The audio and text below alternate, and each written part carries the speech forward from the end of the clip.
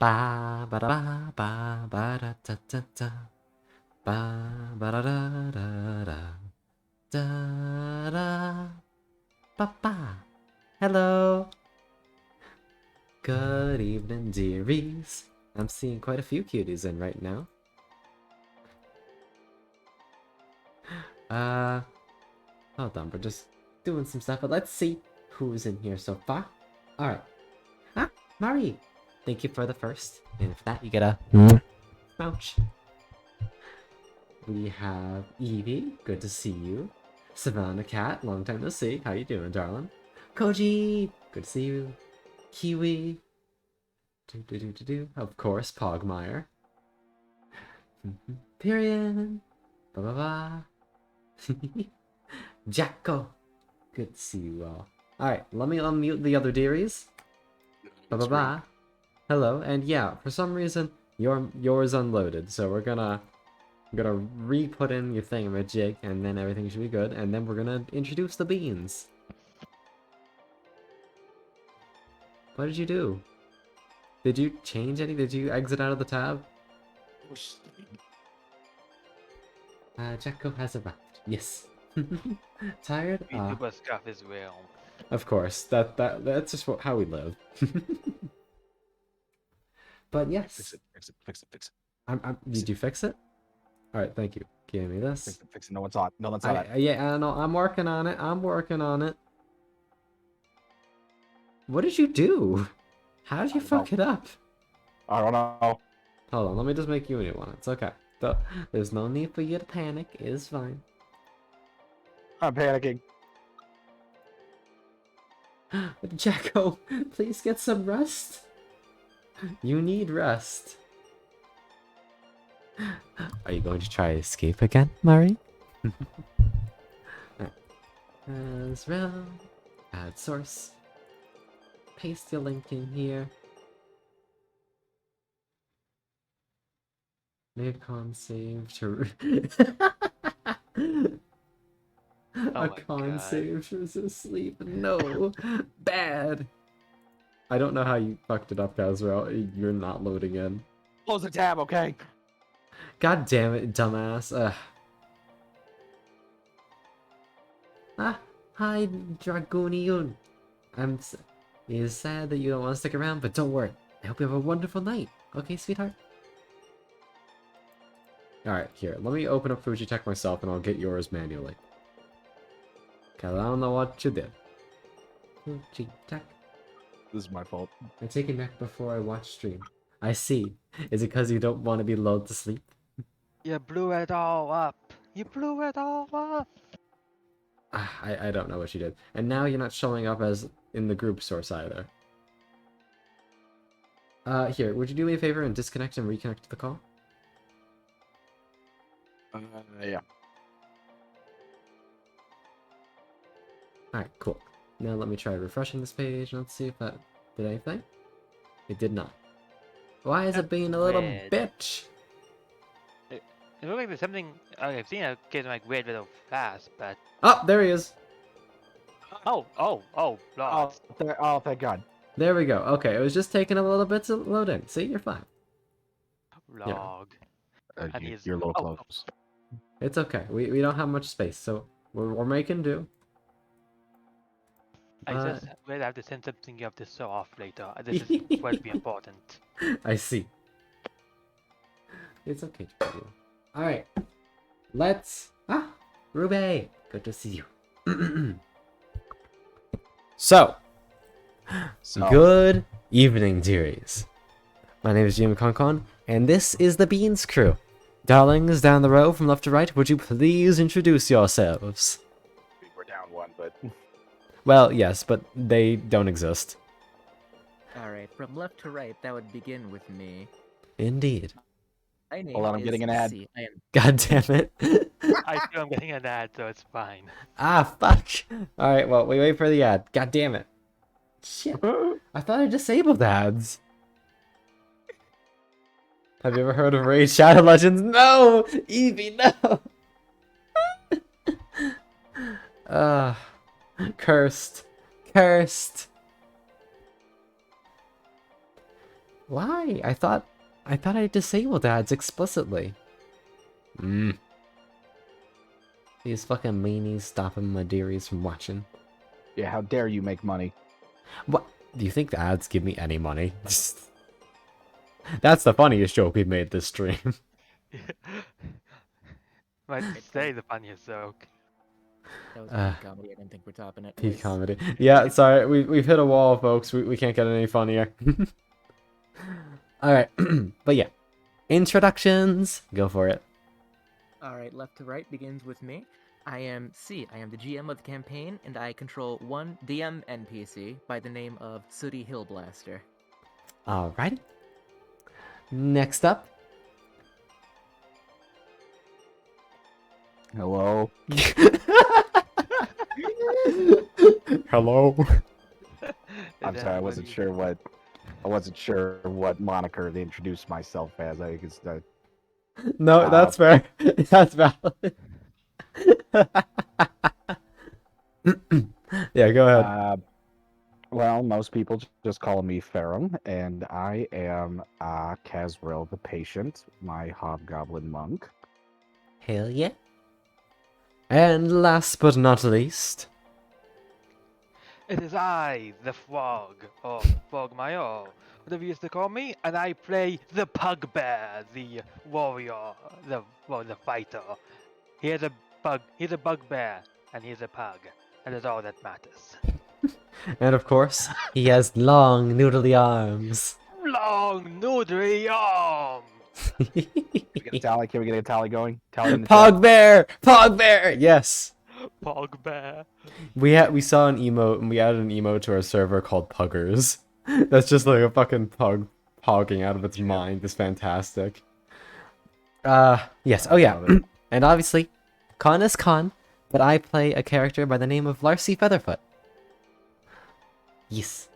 Okay, and we what also... class are you? I don't know. So, would you like to take a guess, guys? Well,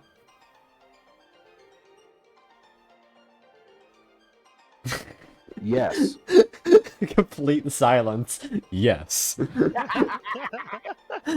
my god. Yes, it's a rogue bard multiclass. But yeah, we also have one other being who is not here today. They have a character by the name of Zom, who is a fucking... What the hell is their technical class? Is it actually just a... Sharpshooter. Sharpshooter? Yeah, essentially gun. That's all you need to know. Gun. Gun. Is it called a gunslinger? I don't know. I believe Frankly. it is actually called the Gunslinger. It actually Yeah, I is believe called it. the gunslinger. Yeah, it's a hobgoblin. He is also a hobgoblin, and he is a gunslinger. I see. Ah! Lobo's requesting head pats. I cannot head pat all the beans at once. Hold on. I will at least put It's head good pat. if you want a coward. Oh, you little shit. No, I literally think here. What's the furthest I can put a head pat? Where is this on the screen? Oh, I actually could. Hold on. Yeah, it like cuts off a little. See? Oh, I see. And the problem is you also definitely need one on the Bugbear, so... Yeah, exactly. Bringeth in the mega hands. Yes, I will receive the pass for now. Get that thing away from me. What's wrong? What's wrong? You don't want to have Get it away. pats? Don't do it. You don't want to have pats? Hmm? Sound of man who will be getting hit by snake. No, get it away. No, stop it. Stop it. I can see that. Stop it. Stop it. What's wrong, Casriel? Get Yeah. Alright, we'll put that away. Lamau. Alright, so yeah. First off, let's give y'all like the quick rundown on characters since there's a lot of new beans here who have not heard our previous stream about the D&D thingamajigs. Alright, so Mr. DM, would you like to give a quick rundown on the setting we're currently in? Alright, so we're in the regular D&D setting here. We're in that world. I totally forgot its name. Shit, fuck. Faerun? Yeah, Faerun. That's the one. Yeah, basically the standard D&D 5e place. Most things are standard. There's an alternate history going on right now where something happened to goblins that people are still trying to figure it all out. I can't go into too much detail because my boys still haven't figured everything out about it yet. We working on it. But long story short with it is goblins are not trusted at all anywhere. Might not be too different from normal, but it's driven up to 10 at this point, where actually going out to kill a goblin, even if they're like civilized, might not actually see you into too much trouble in civilized areas,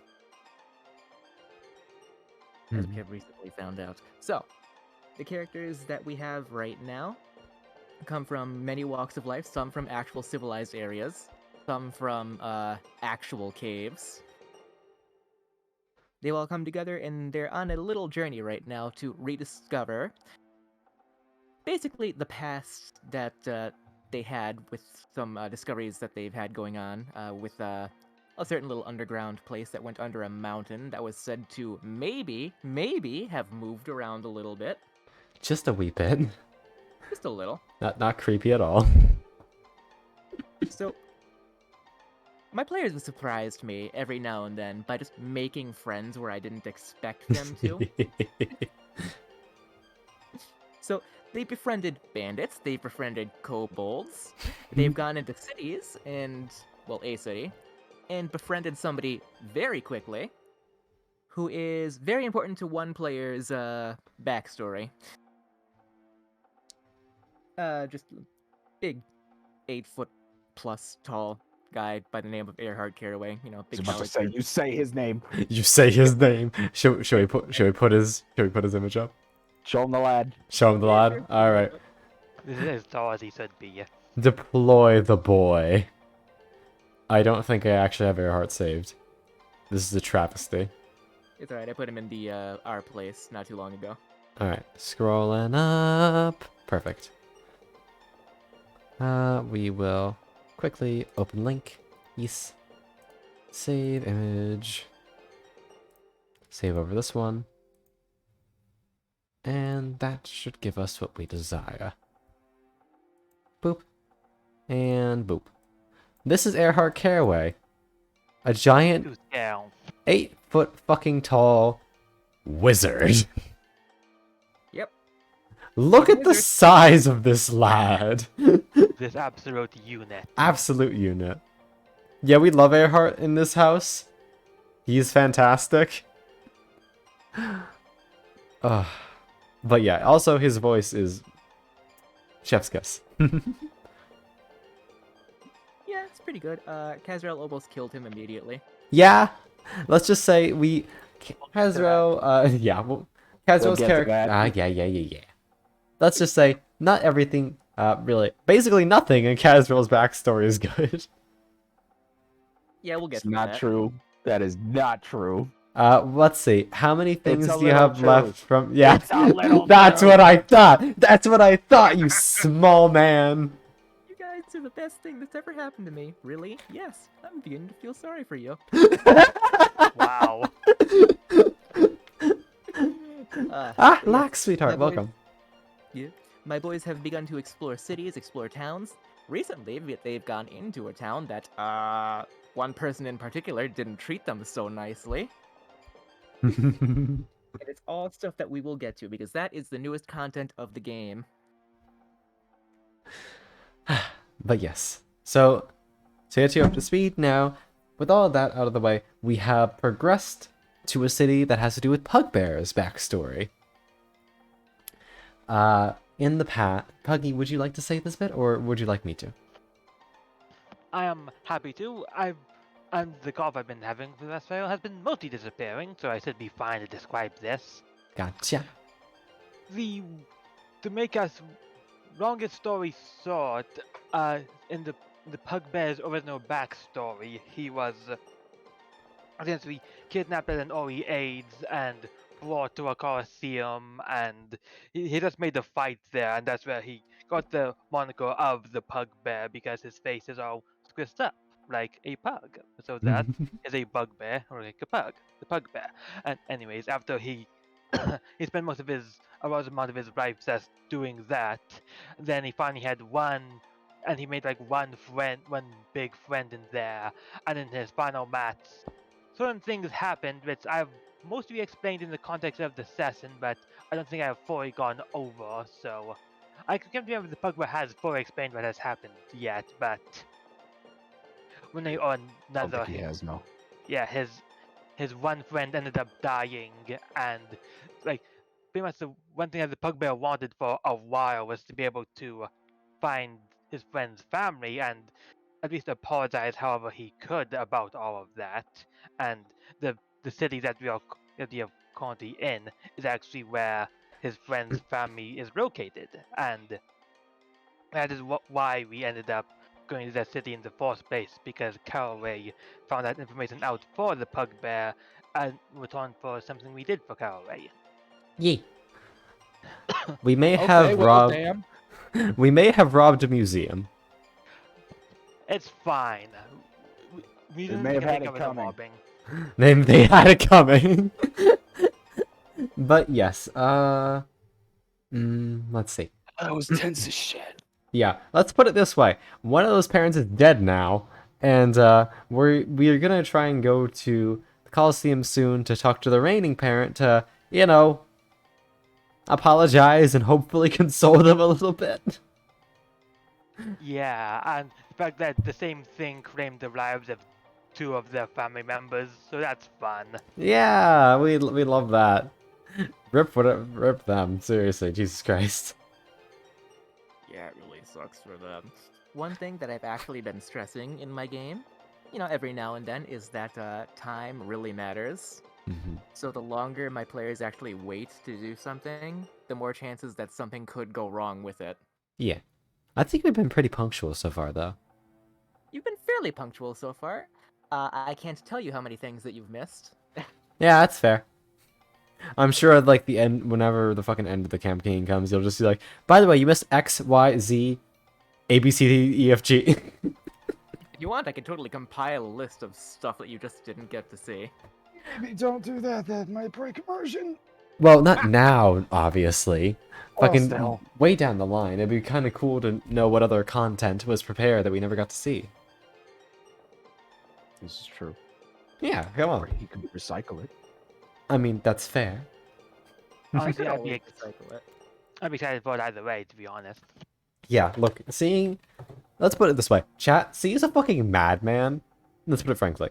He's absolutely a madman. This man has planned out so much shit that is just absolutely bizarre and deep to the point where I'm like, hey, what the fuck? He's evil. What the fuck? Like, I mean, yes, absolutely he's evil to some extent. Lawful evil, that's C. But, They gave him a weapon of a backstory and he used it. yeah. God. We're in a period of time where I actually can't run the sessions until like the holidays are over, so I have nothing but time to prepare. Which is the most terrifying thing, quite frankly.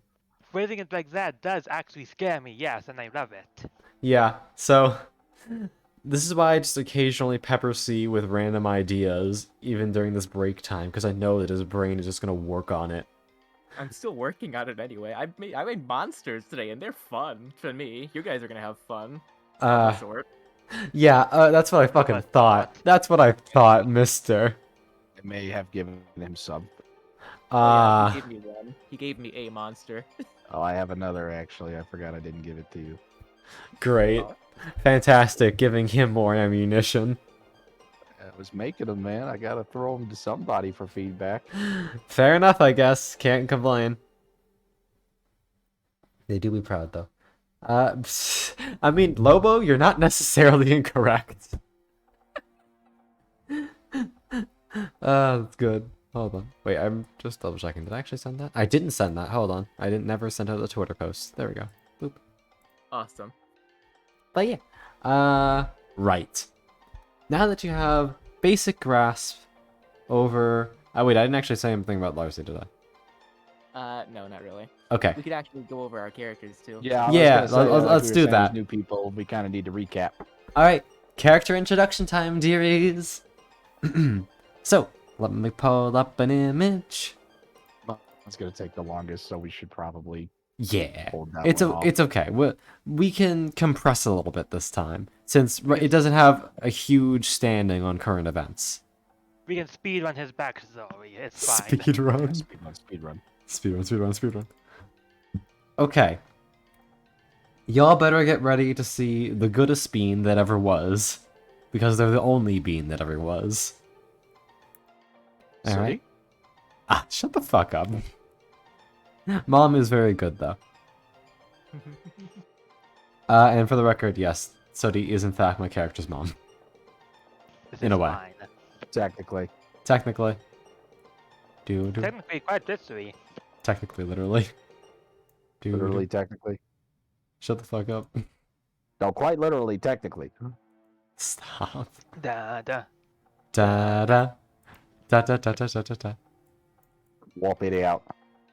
Hold on. I need to like shrink it down because this image is absolutely massive. See, the thing is, I can't No, actually see time that because I'm watching this. I'm watching the stream on a delay, so. Doo-doo. Game mode's in. Why is it so big? It's just really, it's a really large image. Okay. I'm doing my best here.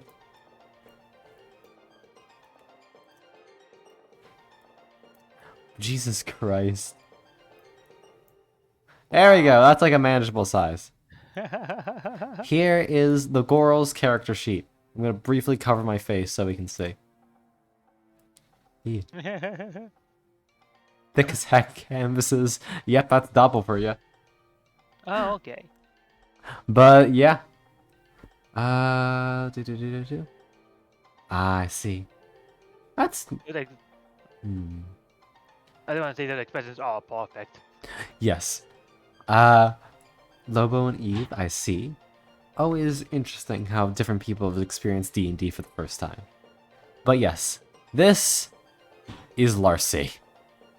Larcy Featherfoot was, okay, hold on. Let me, like, squat down a little bit. Whoop. Hello. I'm peeking out from under.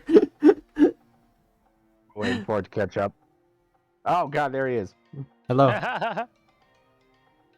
Hated the first campaign. Oof. Giga Chat Barbarian. Hell yeah. So that breaks all the bones in the dragon, leaves, no explanation. Fantastic. Alright. Larcy is a literal bean. Yes. Literally. No, yeah, just was quite... in fact, GM, would you like to give the beginning story? Because given the character it involves. Oh yeah, sure. I'll give the beginning story. Okay, so the backstory of two of these characters, they're starting out, is basically so there were two goblins. It'll be Sudi, and it'll be Larcy eventually. So Sudi was in a group of goblins, a gang, that was enslaved by a hill giant that had markings on its skin. We call them runes. You've probably heard of him. Probably heard of them. just a And, thought. As you know, no one really likes being enslaved and all that. Goblins especially, they're angry little bastards. Fury of the small. Yeah, evil and small, don't like bigger people. No. Will Munch ankles. So, one of the day, when Sudi, the artificer, was going about her craft, it's not exactly explained how it happens, but eventually, sugar, spice, and everything nice, boom, Larcy happens with a bean and magic that she was trying to do. There's a big explosion, and then you have a magically enchanted bean. Literal We are- plant. Literal This plant. isn't like, this isn't slang or anything like what we're calling ourselves in the chat here. It was literally a plant. Yeah. Lamp. Larcy's just a fucking all rune that was raised by fucking goblins. Oh my god, She's you're a right. GMO. Who's there with those ZMO? Who's there with those ZMO? Gluten free. Gluten free. No. Oh my god. Gluten free beans. Oh, but yes. And then you have a shitty little sunflower plant, and there you go. So yeah, that you see that little fucking sunflower on her? That's part of her. That's not like an accessory. That's literally attached to her head. The magic in the water that turns the plants gay. The water turned the plants into arsonists. No. Seems accurate. But yeah, as you can see above, she uses a rapier, and she's currently trying to enchant that with a bunch of different magical shit, just because, you know, violence. And yeah, To the Daz. horror of the rest of the realm, she is succeeding. And aside from that, she wants to be a successful merchant so she can spread goodwill for goblins, even though she technically isn't one, which is kind of fun. There you go. We have one goblin in the party, and it is none of the players. I feel like that's the funniest bit, to be honest. Oh, right, Zom isn't even a goblin, right? He's also just Almost a hob. hobgoblin. Yeah, he's also a hobgoblin. We got 2 hobgoblins, a plant, Pugbear, and then Sooty, the DMPC, who is the only actual fucking goblin. And a lot of other actual goblins. Yes. Is Larcy goblin adjacent? We don't know. Yeah, the other goblins, they start out as numbers, actually. You don't get a name. A name is actually incredibly important to a goblin. It means you actually did something with your life. Yee. Except Bagel. Except Bagel. No context for that one, we're not giving it. There's no context for bagel. There's only bagel. Number B. Yeah, we have a goblin named Bagel. That's it. There was no reason for it. We just called him Bagel one day and it stuck. Really? Yeah. Was there? Alright. I don't think there was a reason. I thought there was, but I guess we just call him Bagel. I think Zalm just said it and it stuck. People just started calling him Bagel, and then I put it on his token, Bagel. Bagel. There's also the fact that all the kobolds were actually named Dinar, which is fucking hilarious, but It took me so long to get the joke behind that. I think I actually read it on stream. I can't express how obvious it was when I finally realized. I see. I think it was just a throwback to something I didn't know about. But yeah. Okay. Next up, should we talk about City? Yeah, sure. Yeah, Stay for a little bit. Hell yeah. Larcy adjacent. Larcy adjacent. Hell yeah. Alright, so Sooty is a goblin that was born into that gang, and she was given the number of 46. Originally, she was treated like any number, but she took an interest in the gang's now-late artificer, Fear No Lock. She secretly name. observed them at work and began to show some aptitude for the craft, writing her own runes and etching them into rocks. It's when she finally made a rock begin to give off a dim light that she realized she could actually put artifice to use. She went through the basics under the artificer's tutelage, but found most joy in the crafting aspects of this magic. Most notably, the crafting of explosives. The sizzling that increases tension as the wick of a bomb reaches its casing, that moment of anticipation, and the payoff of a thunderous blast that shakes the body. She got her name from some of her first attempts, ill attempts at gotta read. detonation that caused black clouds to burst forth and cover everything in powder. Also, Number one moment. 46 is... Yeah? Sorry, we got a raid. Oh, we got a rate? Yeah, and for some reason, sound alerts are not working. Did I disable them on the screen? I'll look into that in just a moment. But hello, Nika. Welcome, welcome, readers.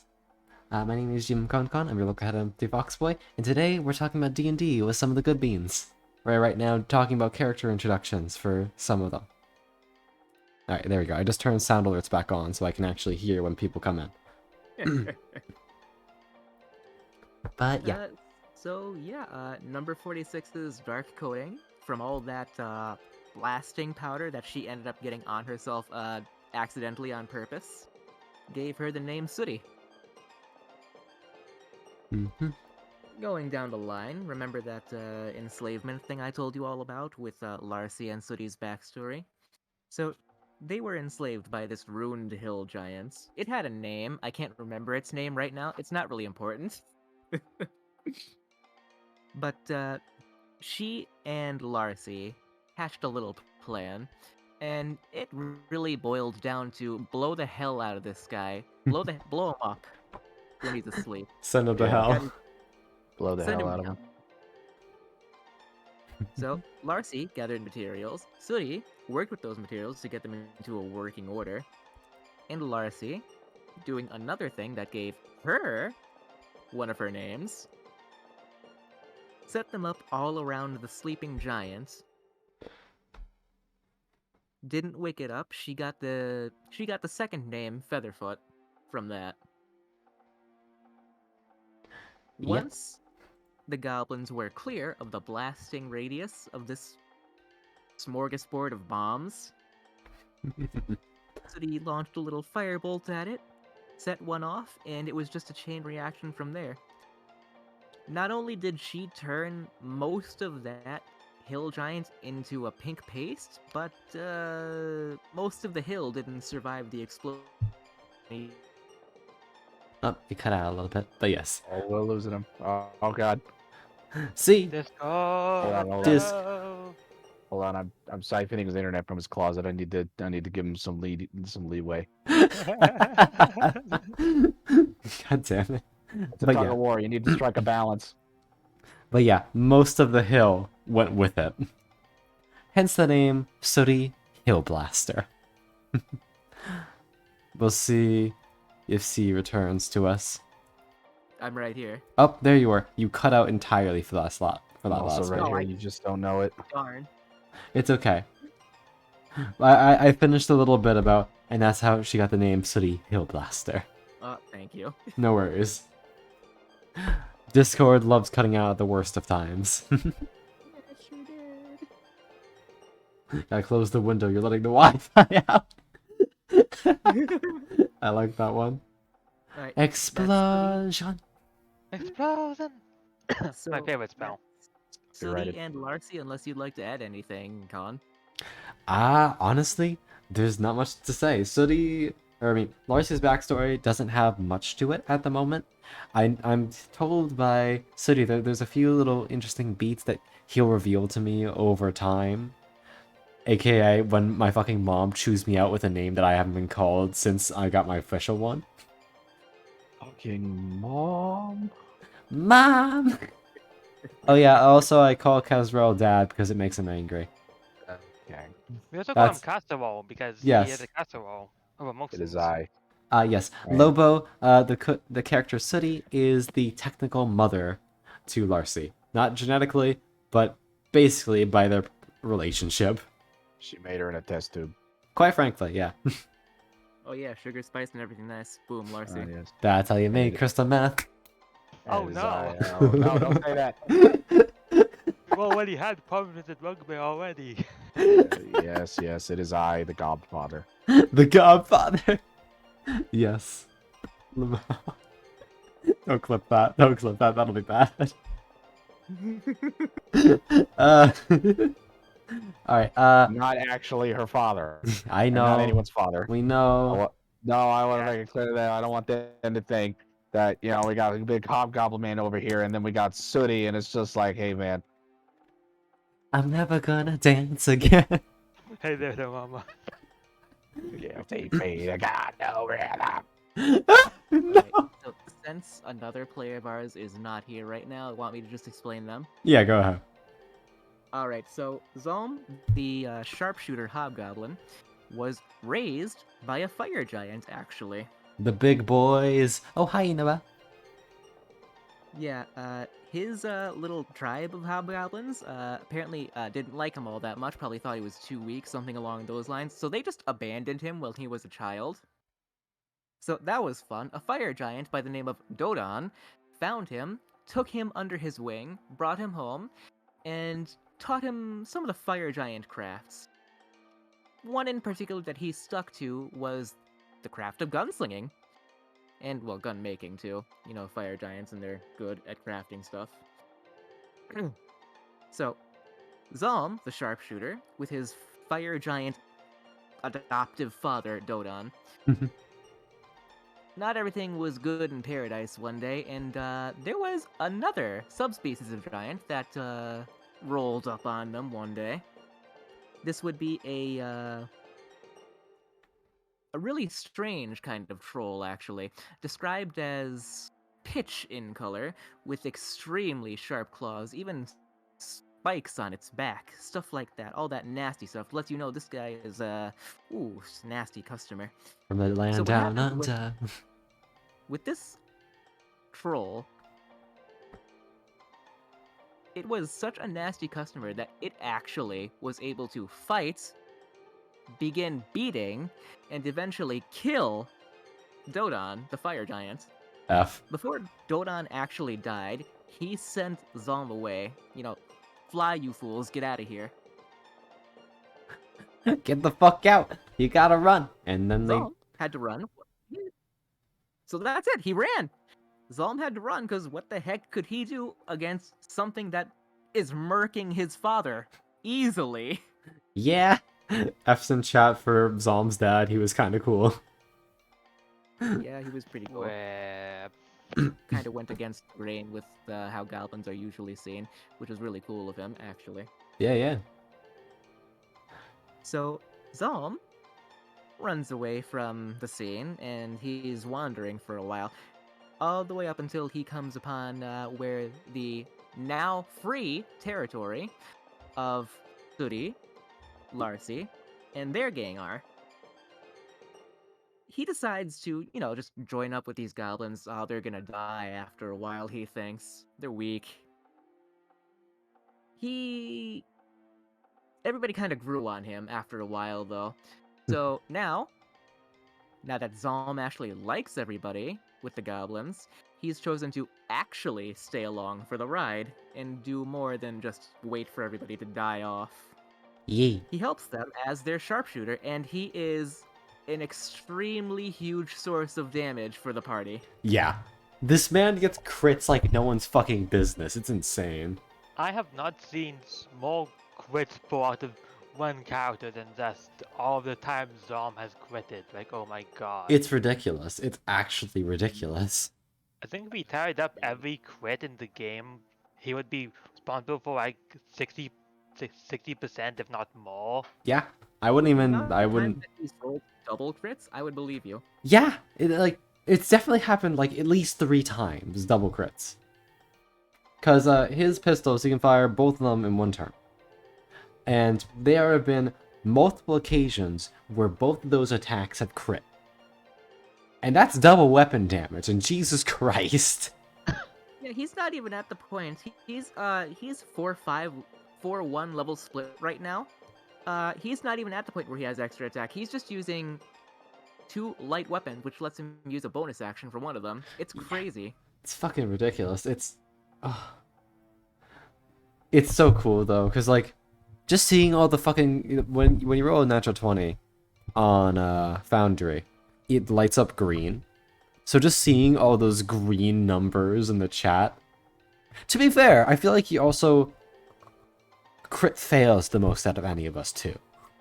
I would believe I it. mean, I think his dice are just like magically caused by some randomly generated zini that decided this work with us. Yeah, it's Oh, like yeah. we've recorded a number of our crits in one of our channels.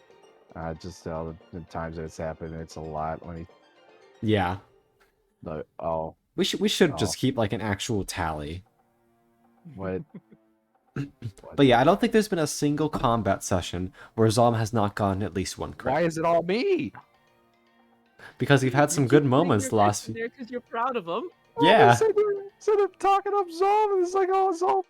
I put those in there. Oh no, I put one. And then, Dumbass. I put one, and then Frog put one, and then Correct. Frog put one, Then you put something in there. and then C put one. Amazing. Fantastic work, Shaman. Yeah, we crit a few times. It's nice. Yeah, we be critting. Made it but- all easier because of a mechanic that I've implemented into my game. Yes. I could attack like 4 times, and I crit on 3 of them. Let's not talk about all the times you just completely whiff. Shh. I'm sorry. Stunning strike who? Okay, that's a valid counterpoint. Hold on. Did you, Larcy Featherfoot, just talk about somebody else whiffing? Shut your fucking mouth. I only get one attack. I don't want to hear it. Yeah, fair enough. I only get one attack and I still do more damage than half of you. For now. No, For yeah, no, now, that's maybe. general. Rogues Okay, hit so hard when they hit. yeah, Larcy hits kind of incredibly hard. She's up. Not only does she hit incredibly hard, with the amount of different damage types that she's dealing, she's not only dealing damage, but she's fishing for weaknesses and vulnerabilities at the same time. Somehow she has found a way to stack multiple damage types without violating the mechanics. That I have.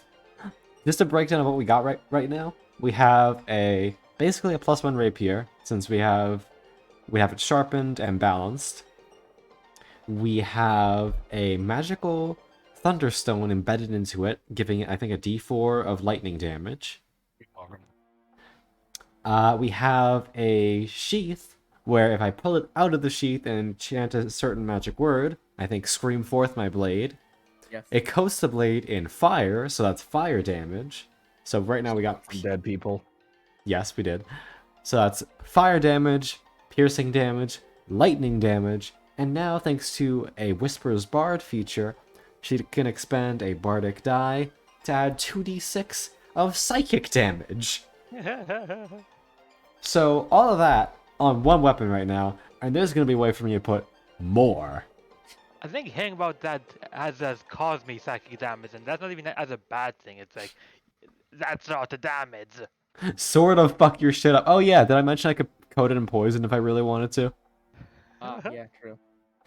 One thing that you do have to look out for your sword eventually, though, is you actually have to get it made out of a different material. Yes, this is true. There is... Essentially, I can't just keep on putting magic stones into my sword, because with too much of that on a basic sword, it'll basically just fucking destroy it and be unusable. So we need to get out of a certain material that we can only find in a higher level area for balancing purposes. Let's make it out of dragon blood or something. That'd be cool, but no, it's gonna be made out of a crystal that we get in the fucking Underdark. So I think that's a worthy fucking trade-off for being able to put multiple damage types on a blade. Oh, right, the Underdog. I will go to that section of the campaign later on. Yeah. So I think worthy trade-off, if I do say so myself. Underdark's a bad place. We don't like the Underdark. Fuck the Underdark. And I doubt the sea's gonna make it easy to find even when we do get down there. Well, what would be the fun in that? Yeah, that's true. You want to see in this very dark place? That's gonna be fun. That's gonna be funny. Well, now we have those cool lanterns that we can use. Sure, you do have that really cool lantern. Yeah, not to mention, with all those things down there in the ruins, we might be able to make more. You know what else? That little imp that you always forget that you have. Yes, but... Oh yeah, I guess it's not like special darkness down there or whatever, so he would be able to help us out. Oh my god, I forgot I have 60 feet of dark vision. Yeah, we have dark vision, but that not only like makes that. it dim light. Yeah, dim light's still kind of a pain to deal with, and I do use the correct mechanics for dim light. Yeah. Darkest dungeon looking ass.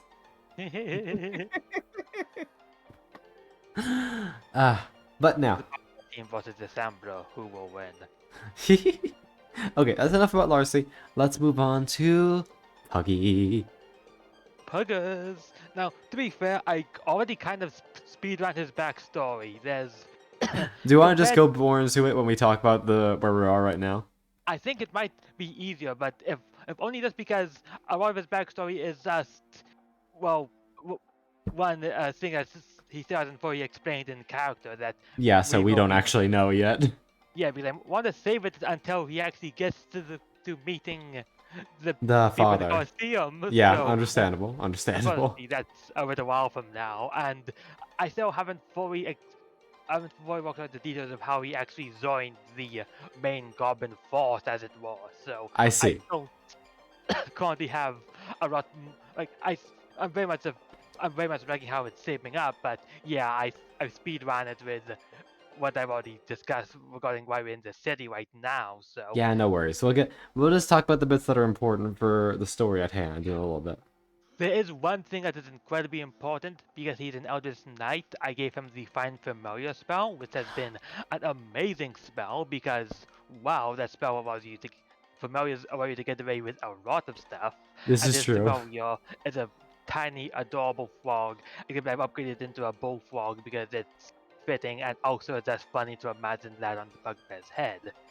Compared to him, it's just a tiny frog regardless. Just imagine this towering fucking bugbear with a scrunched up face looking down at you.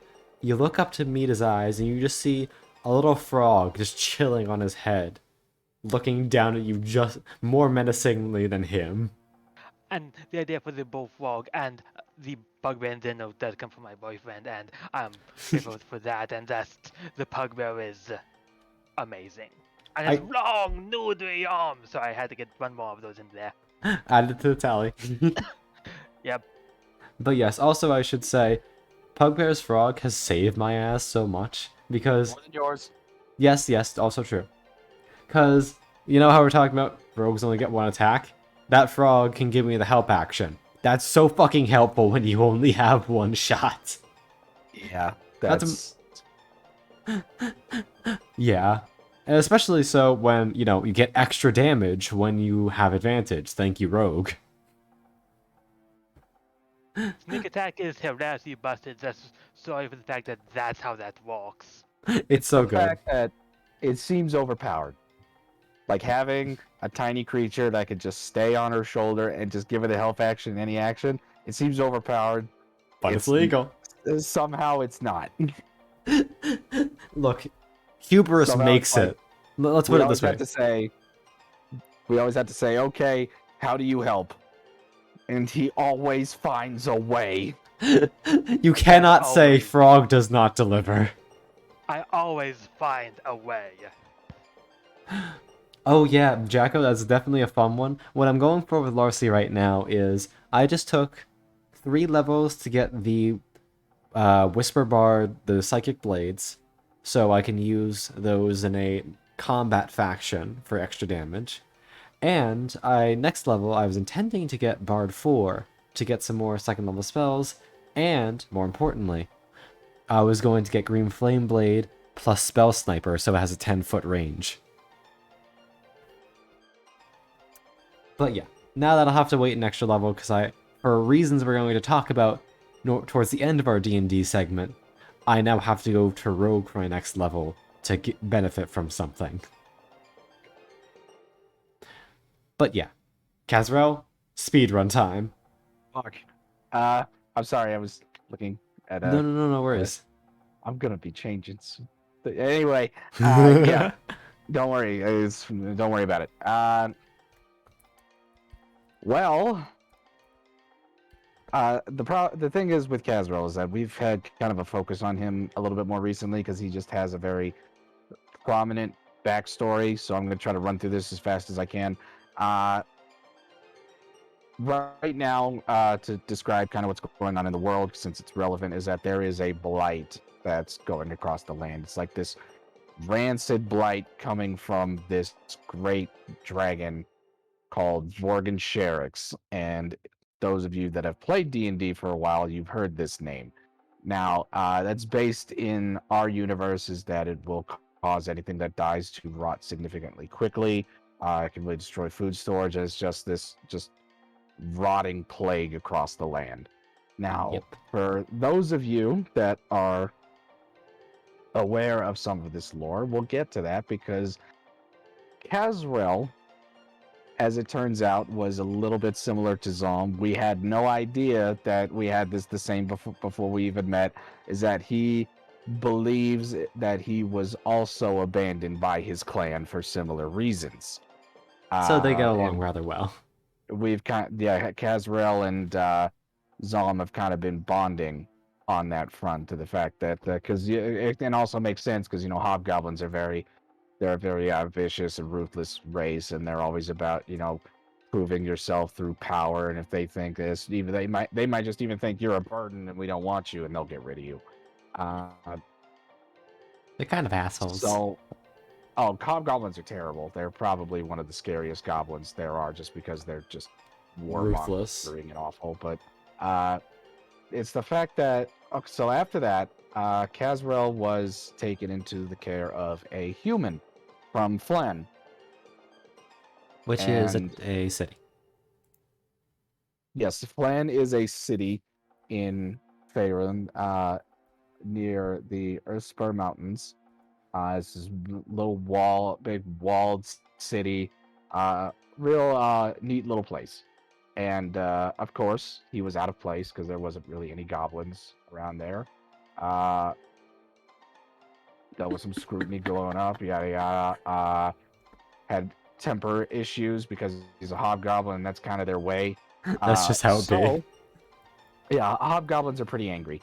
Uh, so, to help him to control that, his mother had taught him to participate in their business, which was jeweling. Which, as you can imagine, takes a lot of calm and steady hands. Takes a lot of time, patience, effort, very small details, and is not easy. Now you're starting to see here that I am breaking a lot of the molds of Hobgoblin. Well, we're not done yet. So he did learn how to be a jeweler, and he has jeweler's proficiency, and he's pretty good with it. While later, in play, he gets into a fight. Some kids are kind of picking on him. He's like, you know what, I'm not taking this. He strikes back. You know, one of them gets really kind of messed up, and they're like, this hobgoblin attacked one of our kids. We want to get rid of him. It's like, okay, maybe Kazral should leave town for a little while, just till things calm down. And he does. And he goes on a long walk. He ends up lost towards the Erspur Mountains. And he gets found by some monks. And these monks were from a monastery in the Earthspur Mountains called the Monastery of the Yellow Rose. And what they do is that they will sometimes come down from the mountains and look for outcasts and orphans and people without a place to bring them in to teach them. Oh, would you And look of who it course, is? That's Caswell. Shocking. So, and he was able to show them his jeweling skills, and they said, "Oh, we can teach you. You know, if you show us a little bit of your craft, we'll teach you how to defend yourself." And it's just like, okay, sounds like a pretty sweet deal. And he does. He made them a little set of rings, and they took him in, and that's when he began learning the art of the yellow breath, which is like a breathing technique, channeling with the soul, and all sorts of things like that. And Fun he would stuff. work for like 18 hours a day, just constantly working with and for these monks, learning how to keep himself calm and how to focus on his anger and himself. And that was how he earned the title Casrel the Patient. And now he is a Way of Mercy monk. I hate monks. My But Caswell's cool okay, with first of all, fuck you. it. Monk is awesome. Monks are the best and the worst at the same Yes, time. they're the best and and the worst. Look, they're the best when they're on your team. Let's put it that way. So I took a hobgoblin, one of the most vicious and ruthless races there is. I made him a jeweler, I made him a monk, and I made him Way of Mercy. You can't really And I depart made it further. work. I like to think that I really made it work. 'Cause You I hate feel like Tifa in this Twitch of our Lord. Look, he's been very easy to play, and I've been loving the archetype, and monk is busted, but I love it. yeah. Now, when Casrel had finished his initiation to earn his title, he intended to return to Flan. And for those of you that are familiar with the history of Flan, things didn't go too well there. There was a horrible attack by a group called the Tears of Virulence. And the Tears of bitches. Virulence were a group of cultists and other evil mages and stuff like that to the dragon Vorgan Sherax, who is known as the Maimed Virulence. And also Vorgan Sherax came right along with them, and they took over Flan, and they drove him out, and Casrel had to discover the hard way that when he returned, his mother was missing, and his best friend who was waiting for him was actually one of the Tears. who betrayed him. He was attacked by his best friend. That's how he lost his eye, and was driven from Flan as a straw man for the attack, saying that on revenge on the village, he drove the dragon to the village for revenge. And he was driven out into the wilderness and has not seen his home since. And in his aimless wandering, first of all, he learned how to survive on his own. He learned how to be sneaky. He has the Flan insurgent background, which teaches him how to be a stealthy guerrilla fighter, how to set traps, make ambushes, things like that, things he learned on the road. Very helpful. And oh, it's great. I love it. And then he met the goblins. I believe what we've established is originally only Larcy and Sooty were there at the time when he found them. He ran into some trouble and they bailed him out in the wilderness, and they said, "Hey, why don't you stay with us?" And the rest is kind of history. Yeah. So in development ever since, the Tears have found him. Our friend Earhart Caraway, turns out he was also one of the survivors of Flan. So that's the connection, is that he was a Flan survivor, and that's why Caswell almost killed him. He's like, because oh, he you believes bitch, did that- you run away? Did you run away? Like I did, like a Yeah, little bitch. Caswell has a very strong virtue that he will not run away from a fight, but he will also not kill a humanoid if he can help it. As you He can will see, give this them is a going chance to to cause find it. problems. It has already caused problems, and we will talk about that. It causes Uh, problems in a glorious way. Though he still has the Hobgoblin Angie thing, so when he met Caraway and found out he was one of the survivors of Flan, he thought he had abandoned them and almost killed him on the spot. He tried to grab Zom's gun, which the only That was his reason... first mistake. Yeah, the only reason he probably failed to shoot him right then and there is because it was Zom's gun. And that bitch Zom slapped would his hand not away. Like, don't touch my gun. Don't touch my gun. Which is understandable. He apologized. It's fine. And You don't touch a Caraway man's turned out to gun. be a very powerful ally, an absolute unit, a very powerful wizard. And after we did some And- stuff for him, he's going to be giving us a couple magic items that some he's yet to deliver. Well, he kind of can't right now, can he? I know, but doesn't mean he couldn't have done it beforehand. We're Yeah, so, getting there. Tragically, I know. what happened is that Caswell had discovered that. Now we're leading more into the story, building up to where we get in. This is where his focus was. Is that the Tears had discovered his whereabouts to some degree, and that the first time we had visited a city where we had discovered Caraway, there were wanted posters for Caswell put up around the town, and he had some underground connections with the help of Larcy to discover that the Tears of Virulence had found him and were looking for him, and they had to leave. Which is generally not a good thing. His intention when he discovered this was to abandon the goblin colony and to leave on his own to protect them. And that's when he found, because he had left back to the city to talk to Caraway to find this information. How'd that turn And out that's for when you? he found out that Larcy had followed him there. And she said, "You are not going anywhere. We are fighting this together. You don't have a choice." You say shit, I'm And gonna stab you right honestly- here now. If Larcy did not follow him and stop him, Caswell probably would have been out of this campaign, unless Cecil somehow spun it back in, and I think he probably would have, but he didn't have to. And it was about that point that the Tears showed up at Caraway's door, looking Knock, for knock, Caswell. motherfucker. Caraway covered their escape, but tragically he was captured, and we are Well, still we don't looking know that. for him. Well, he might have been captured, and we're You still seem looking for him. so keen to capture. He If there's one thing we know for sure, is that he managed to keep a concentration spell up for a My while. intention, my idea, Miss Larcy, is that if he was not captured, he would have contacted us by now. So either he was captured or worse. We'll see. So I'm hoping captured. Someone is And- knocking at the door. Please. 1 second. Oh, come on! Knock, knock, knocking on Khan's door. As we We're do know, if it we're was professionals. worse- yeah, if it was worse, then the concentration would have gone down within that hour of invisibility.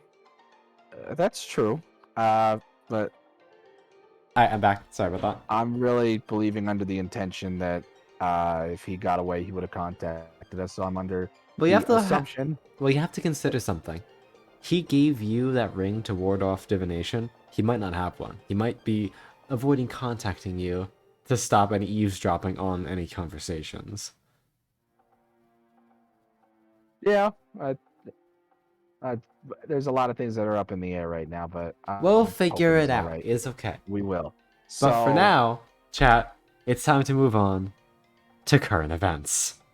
right. So when So we a lot of last, that. yeah, Oh, a lot of that is how we ended up where we are. Part of the reason we're here in the city where we are for Puggy. First of all, we're looking for his family, but also we have determined that this is one of the few cities where Casrell is not a wanted man. So that yeah, helps. it does help. But that changed a little bit, didn't it? Yeah, so brief recap from last time. We encountered a leather salesman who was trying to sell some stuff and offered some business advice to Larcy. What was his name again? Ulrich? Yeah, Oh asshole. yeah, his name is Ulrich.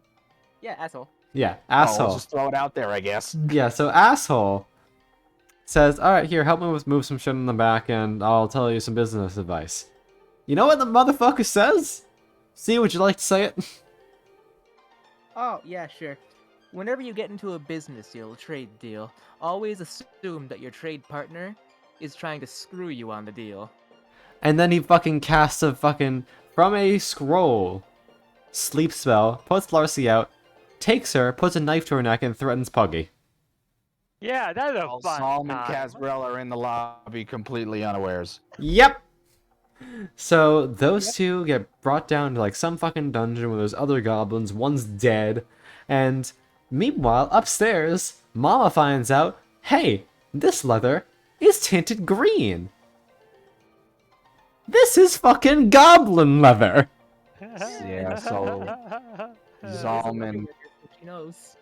so Sooty, Zalm, and I are left to realize, oh no, our friends are in trouble.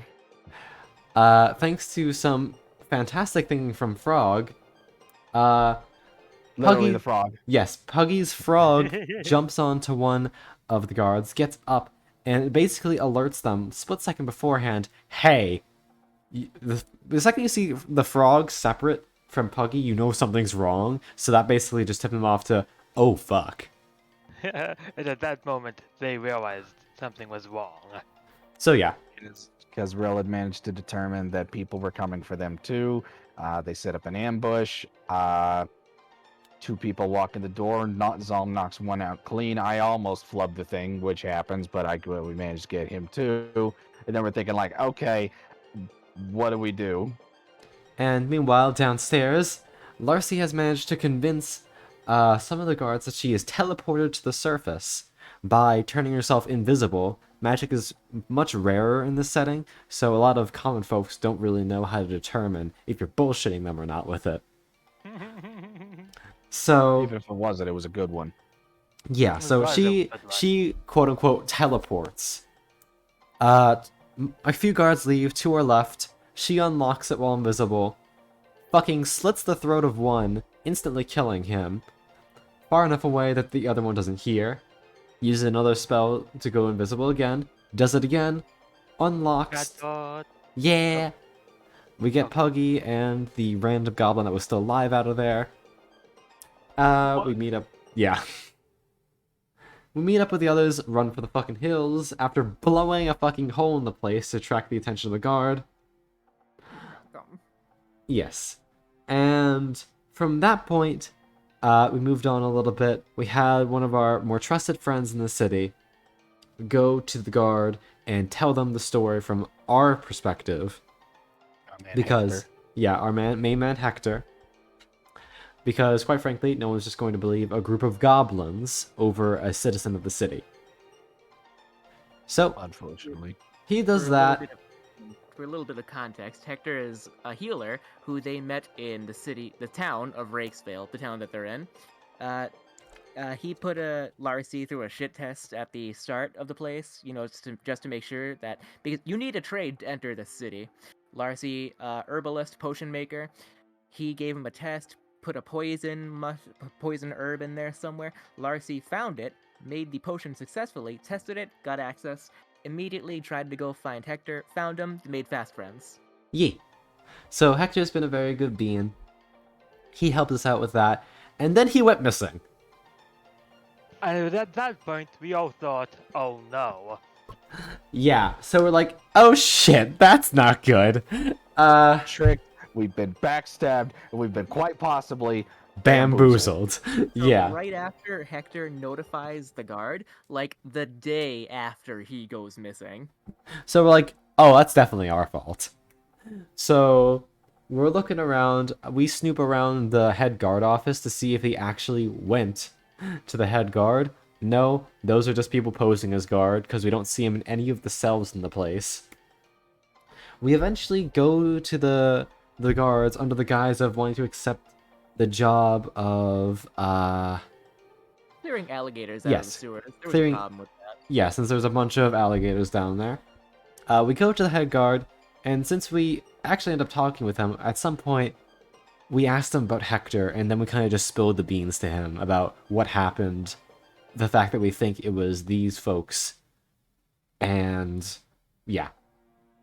So we gave him all the information we knew on Ulrich and the trade, because they had tried to clean up their tracks, they tried to get rid of all the stock that had to do with the goblin leather, and they had thought it had just been stolen in the commotion, but no, we told them the actual origin of the stuff. And they're like, oh, I see. So now he's on our side, he gave us like the insignia that lets us go explore the sewers.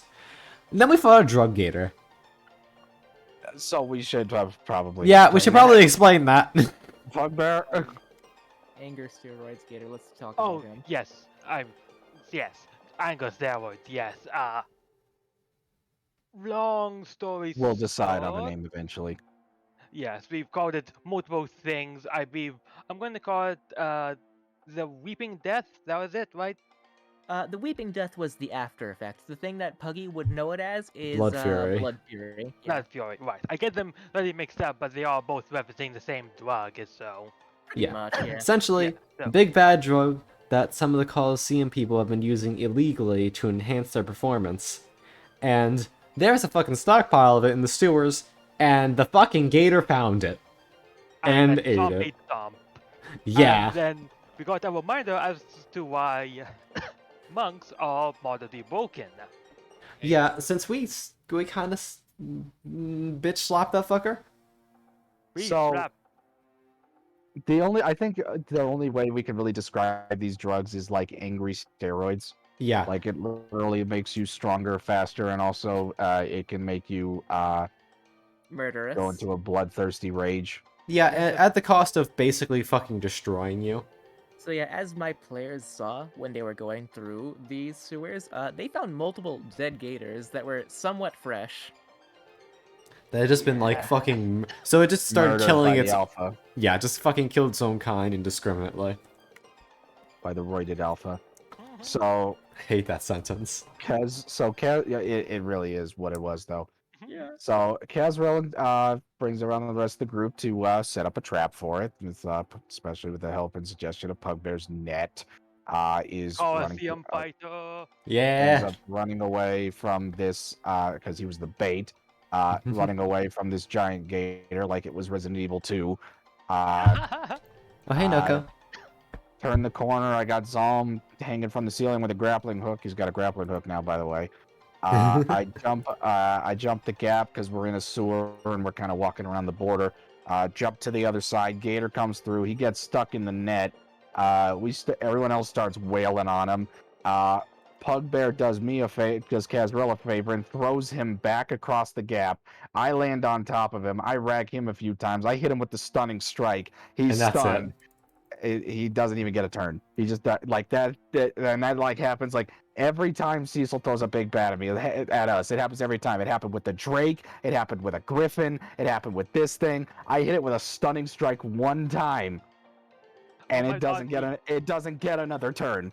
We did stunning strike the Griffin. I keep forgetting that. I keep forgetting how God. Every time I just recall, it's like this gets wackier and wackier. Wow. So people who aren't aware, stunning strike means that it is incapacitated for a turn, meaning it cannot attack, can't really do anything, and also all attacks against have advantage. So when all attacks against it have advantage, and you have me as a monk that can attack 4 times, you got Zalm the sharpshooter, we talked about that. We got a rogue over there, and we got Pugbear here, and Larcy, who we have seen suplex a guy full size bigger than her. You mean all Sooty? wailing on it at the You same mean time. Sooty? Did I say Larcy? You said Larcy. Yeah, you said Lacey. I'm gonna throw up. Also, Jackleback. Um, Tell him I Yeah, this know. is like it's like third time that my players, specifically Kazrel, made a joke out of a big bad enemy. Yeah, we kind of did the same thing to, what was it? It wasn't a dragon. What the fuck is it called? A Right, wyvern? It was a great. Yeah, we kind of just stunlocked a drake into oblivion another time. With this stunning strike just be like that, man. Akai! Yeah, Hello. every single time it's happened too. It's been high constitution enemy, decently high HP, really damaging attacks that if it did get a turn, you would really feel it. Mm-hmm. Now, the thing is with monk, for people who aren't familiar, is that as long as the monk has key points, they can stunning strike on any attack as many times as they want in a turn. So as a monk that has extra attack and flurry of blows, I can, if I have 5 key points, I can spend all of my key points to attack 4 times and do a stunning strike attempt on all 4 of them. I only need 1.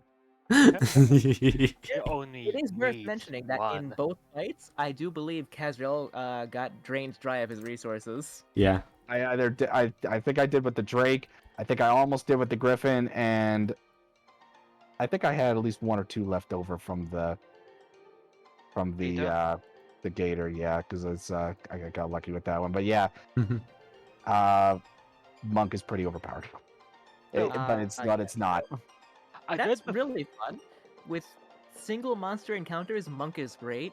Put another monster in there, it's gonna be a little worse. The second I say legendary resistance, I'm gonna make Ferrum really upset. Yeah. Oh, that's going to be. That's fun. gonna be mean. I can't wait for you to realize how much that's not gonna. Oh no. I'm sorry. It'll How happen many eventually. legendary? We're not at that point yet. I'm sorry. How many legendary resistances do creatures have? Generally, by default, 3? 3. You know how many times I could stun? A few times. A few times. Yep, a few. And I believe I get an extra. What was it? Every level. So what we're gonna be like? What, 6, 7, 8 by the time you throw a legendary resistance at us? So I can try 8 times. Come on, I can don't you wanna do hear- it? Do I want to hear this from the person who got downed by a slime? Level 1. That was level 1. I almost got down by a slime. You know what? I went from being down by a slime to one-turning your Drake and your Griffin How did and your Gator and your party of bandits. That was great. I loved all this. I'm not even learned. mad. I'm not I- even mad about any of this. This was I am- great. I am so happy about that still. But no, Oh, generally, I don't mean to hype him up. It sounds like I am. This entire party, everyone is good at what they do, and everyone is special in their own way, both in and out of combat. Everyone is very special. And sometimes your special is just hitting things very hard and being pug. And that is all Murder. you need to be. Look, with enough violence, we can kill any enemy. With heaven through violence. That's his motto. I definitely didn't just make up. With the application of enough violence, problems just stop happening. I think everyone here is quite capable of violence. All of us. Yes. All of us like I have seen every single one of us just do something insane in combat. Like I have seen like what do we have? Like Larcy for crying out loud, she one-shots like almost everyone every single day of the week. We got Pugbear over here in the bar fight when he Hit a fucker first with of all, another broke the motherfucker. table. flipped over a guy with a table and then picked one up and tried to swing it at the other person that was fighting me. I saw Sooty run like a rabid dog across a bar fight and suplex a guy out a window. The ball fight was my favorite combat encounter we've had to a point. Just sorry for the stuff that we managed to get out through it. It was fantastic. Oh, let's talk about Zom. That one really amazing thing that Zom did, a setup by Sooty. It was a hill giant encounter back at their base. Shooting the bomb? Yeah, shooting a bomb. Sooty lobbed a cluster bomb in the air right next to a hill giant's head. I had Zom shoot that bomb, make an attack roll, he made dead on, hit that bomb midair, Wick hit down right to the made it to the casing, right next to that hill giant's head. It tried to make that dexterity save, but Zom hit it, so disadvantage. He has less time to react to it. By the time the smoke cleared and the hill giant was falling backwards, it didn't have a head anymore.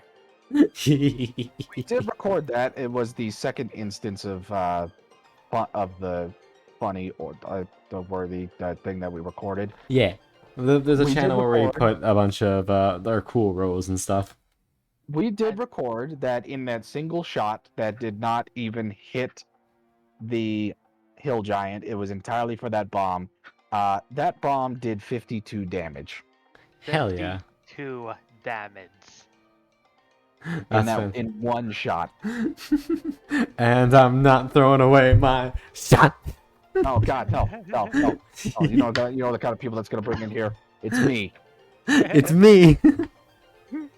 So yeah, Sooty's bombs are kind of powerful, and to balance that out, they're expensive as hell to make. I always consume gold when I get them. Pain.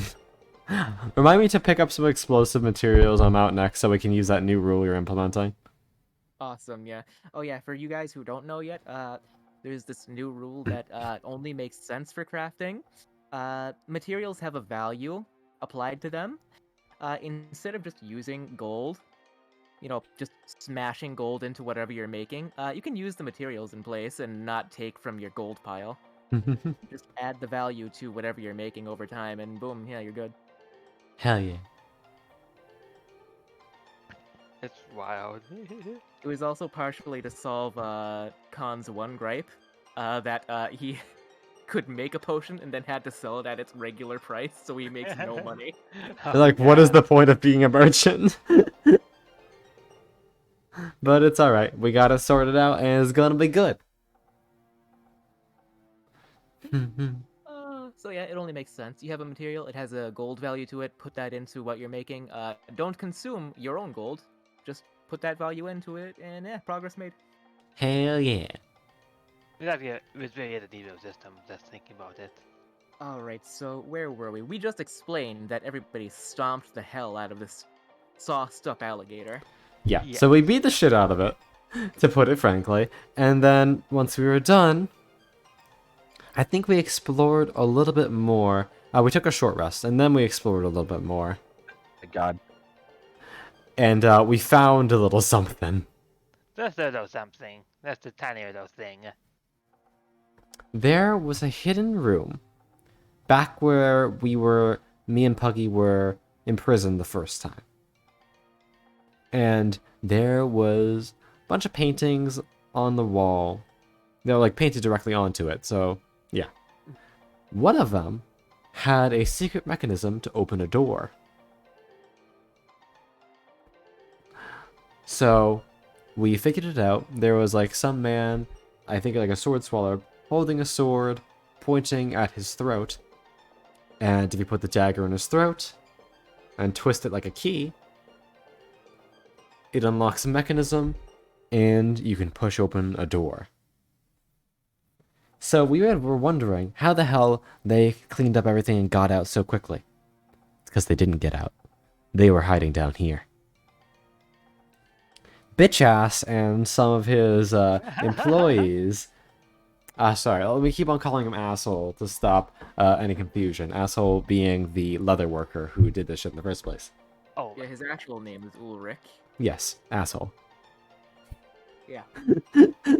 But yeah, Ulrich and all of his boys were down there.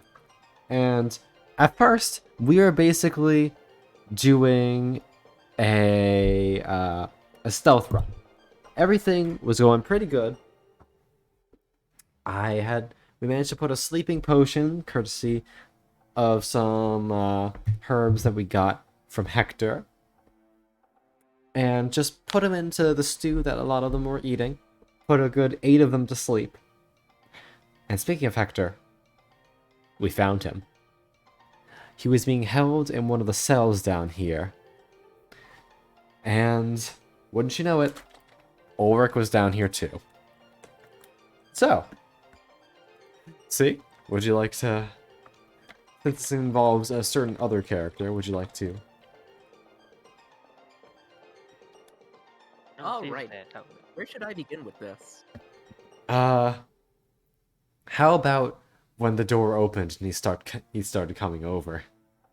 Oh God. All right. So at this point, Larcy and Kazrel were in a little place together to, rescue Hector. They got him out of the jail cell that he's in. Sooty, Zalm, and Pugbear are back near the beginning of this place because there might still be people walking around because Larcy did not check out every single room. So, We did hear people behind another door. yes. He was just And you keeping knew an eye on somebody that was one. behind the other one. And several of those were locked, so. Yeah, they weren't necessarily coming. We just kind of heard him talking. So I was just like, Pugbear, you keep an eye on that. And if anyone comes through, Give him the LNAs. yeah, give Use fog him the power. give him the Pugbear's elbow. Knock his ass out. So, The bugbear's elbow. yeah. So, Sooty, Pugbear, and Zalm back near the front. They're just keeping an eye down the hallway that was somewhat unexplored on both sides where the doors are that are locked. And they hear one of the doors unlock. It opens up. Who else would come out but the number one asshole that they're after? Mitt Ulrich Romney. walks- Yeah. I'm sorry. Ulrich walks out of the doorway, and has in his hands 2 scrolls. And he looks like he's on a mission because he immediately turns down the hallway, opposite from where everybody else is, towards where Larcy and Kazrel went. Zalm immediately says, over the sending stones, "It's the bitch." And we all knew. It's literally what he said. Yeah, it's not really what he said. But it was enough to let Larcy and Kazrel know that they have company and it's their exact person that they want to find. He said something to that effect. Yeah, to that effect. So I believe how it went, correct me if I'm wrong, Larcy stayed back with Hector, and Kazrel immediately went on kind of like a defensive offense here. Ambush. An ambush, yeah. That's the correct word, thank you. Yeah. He hid behind a closed doorway that is basically the only way to get into the hallway that they're in right now. As soon as the door opened, and Ulrich walked through it, this wasn't a surprise for him. He somehow knew that somebody would be on the other side, around here somewhere, and he was prepared for it. Kazrel immediately moved in to attack him, going for the stunning strikes, obviously, to get him exactly where he wants him to be without a fight. As soon as he goes for one hit, which would have hit, one of those scrolls burns up. A shield goes around Ulrich, blocking the blows, and this happens for like 1 or 2 more hits, right? I believe it was the very last chance that you would have had, Kazrel, to hit him, that you actually hit him, use Stunning Strike, and he failed the save for it. Thank fuck. Him out. Get his ass out of here. I broke through his magical shield and knocked him out. So Nab the immediately, spell scroll. very smartly, nabbed the spell scroll. We'll get to what that was later. dragged him right back to where Larcy and Hector are. And since, Ulrich's been captured, and as much was said over the Sending Stones back to Zalm's group, Zalm and Sooty make their way to join up with Larcy and Kazrel. Now Ulrich's he's being stood up right now. He's captured near one of the jail cells, and he has a rapier, a gun, and another angry hobgoblin right next to him. Now, just to keep things short between this right now, he was saying some shit and getting everybody mad because he could really blow their entire situation just by screaming. So, my boys attack him, and Kazrel isn't up for that, actually. Kazrel actually wanted to try to block the hits with his body. As we established before, as we said, Kazrel will not kill a humanoid if he can help it. Larcy is not a fan of this philosophy. Especially Yeah, not one that they already had beaten. And they were going for lethal strikes, as they said. So, Larcy is faster than Kazrel, same with Zalm in this moment, unfortunately for him. We rolled initiative to see if he'd be able to try and block us first. He was not quick enough. They tried to roll initiative against the gunslinger and the rogue. Yeah, that was your first mistake. The gunslinger who has Last advantage on mistake. initiative, by the way. Oh I yeah, sure he just tried. has that. So yeah, Kazrel is slower than both of them, doesn't react in time. Larcy gets a hit off. Even with sneak attack and all the damage bonuses that Larcy has, does not kill Ulrich. Which means that he isn't just some weakling, he actually is somewhat powerful. And here's the part that kind of fucked everybody a little bit. Zalm shot his gun. Which is not very good in a stealth situation. Yeah. Remember Larcy So, with the stealth kills earlier? You can't do that with a gun! No, it's a little hard. We haven't invented silences yet. But yeah, even getting shot, like how I would have to describe the bullet as grazing him, at least, with how much health he actually has that nobody knows about yet. Point He's- damn he's blank. Still not down.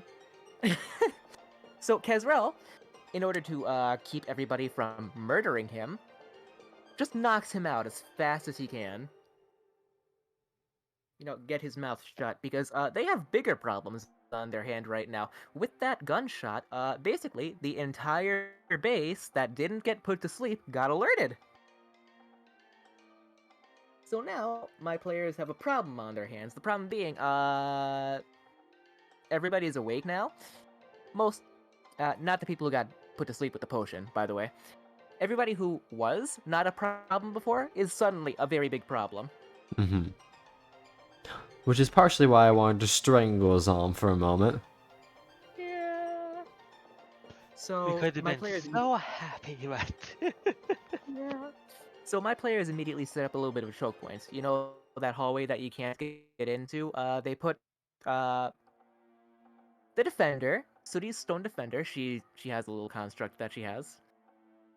He is in the doorway, blocking anybody from getting Ulrich, who is knocked out. Rube in chat. I can remember hearing Frog something along the lines of, "Our government just fucked us!" And he did! I'm not going to be salty because it turned out fine, but with firing a gun in the stealth segment, I got over it, but my god. Yeah, if he does that again, I'm stabbing him next. This could have gone a little bit differently if the gun didn't happen, but hey, gun happens, so we're doing it. So choke point is established, and really the fight just happened. It was a great big long fight because everybody just wants to get through it because this is the last session that I can run until the holidays are over. Yeah. And We ran was there double time. anything? Yeah, it kind of went until like what 2 a.m. Yeah? Yeah, it went on for a while. One amazing thing came out of it, however, at the very least. Meaning what I put into the chat. Yes, one amazing scene. Is it the fact that stealth? Oh no, not even that. What are we talking about then?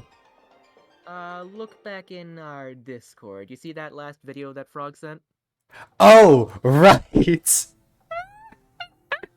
I put too much You effort into that. Hold on, can I put this on stream? Hold on. Yes, if you can figure out a way. If I put too much effort into a dumb joke to not throw it off at least a little bit. Here, hold on, hold on. So hold the on. context of this dumb joke that I really love actually is the enemy character who you will see at the bottom of the video just got an attack off on Sooty, and nobody appreciated that. Okay, I'm not sure if there's a good way for me to show this on screen. Hold on. Let me download it and let me see if I can save this as a media file and then play it. It isn't MP4, but I don't fully know how it works, so I can't offer any particular advice here. My apologies. No, it's okay. Here, I will figure it out. Just keep talking while I do this, while I set it up. Alright, so But- yeah, just going through some of the milestones of the fight, I guess. There's just one that's in mind immediately. It's that moment.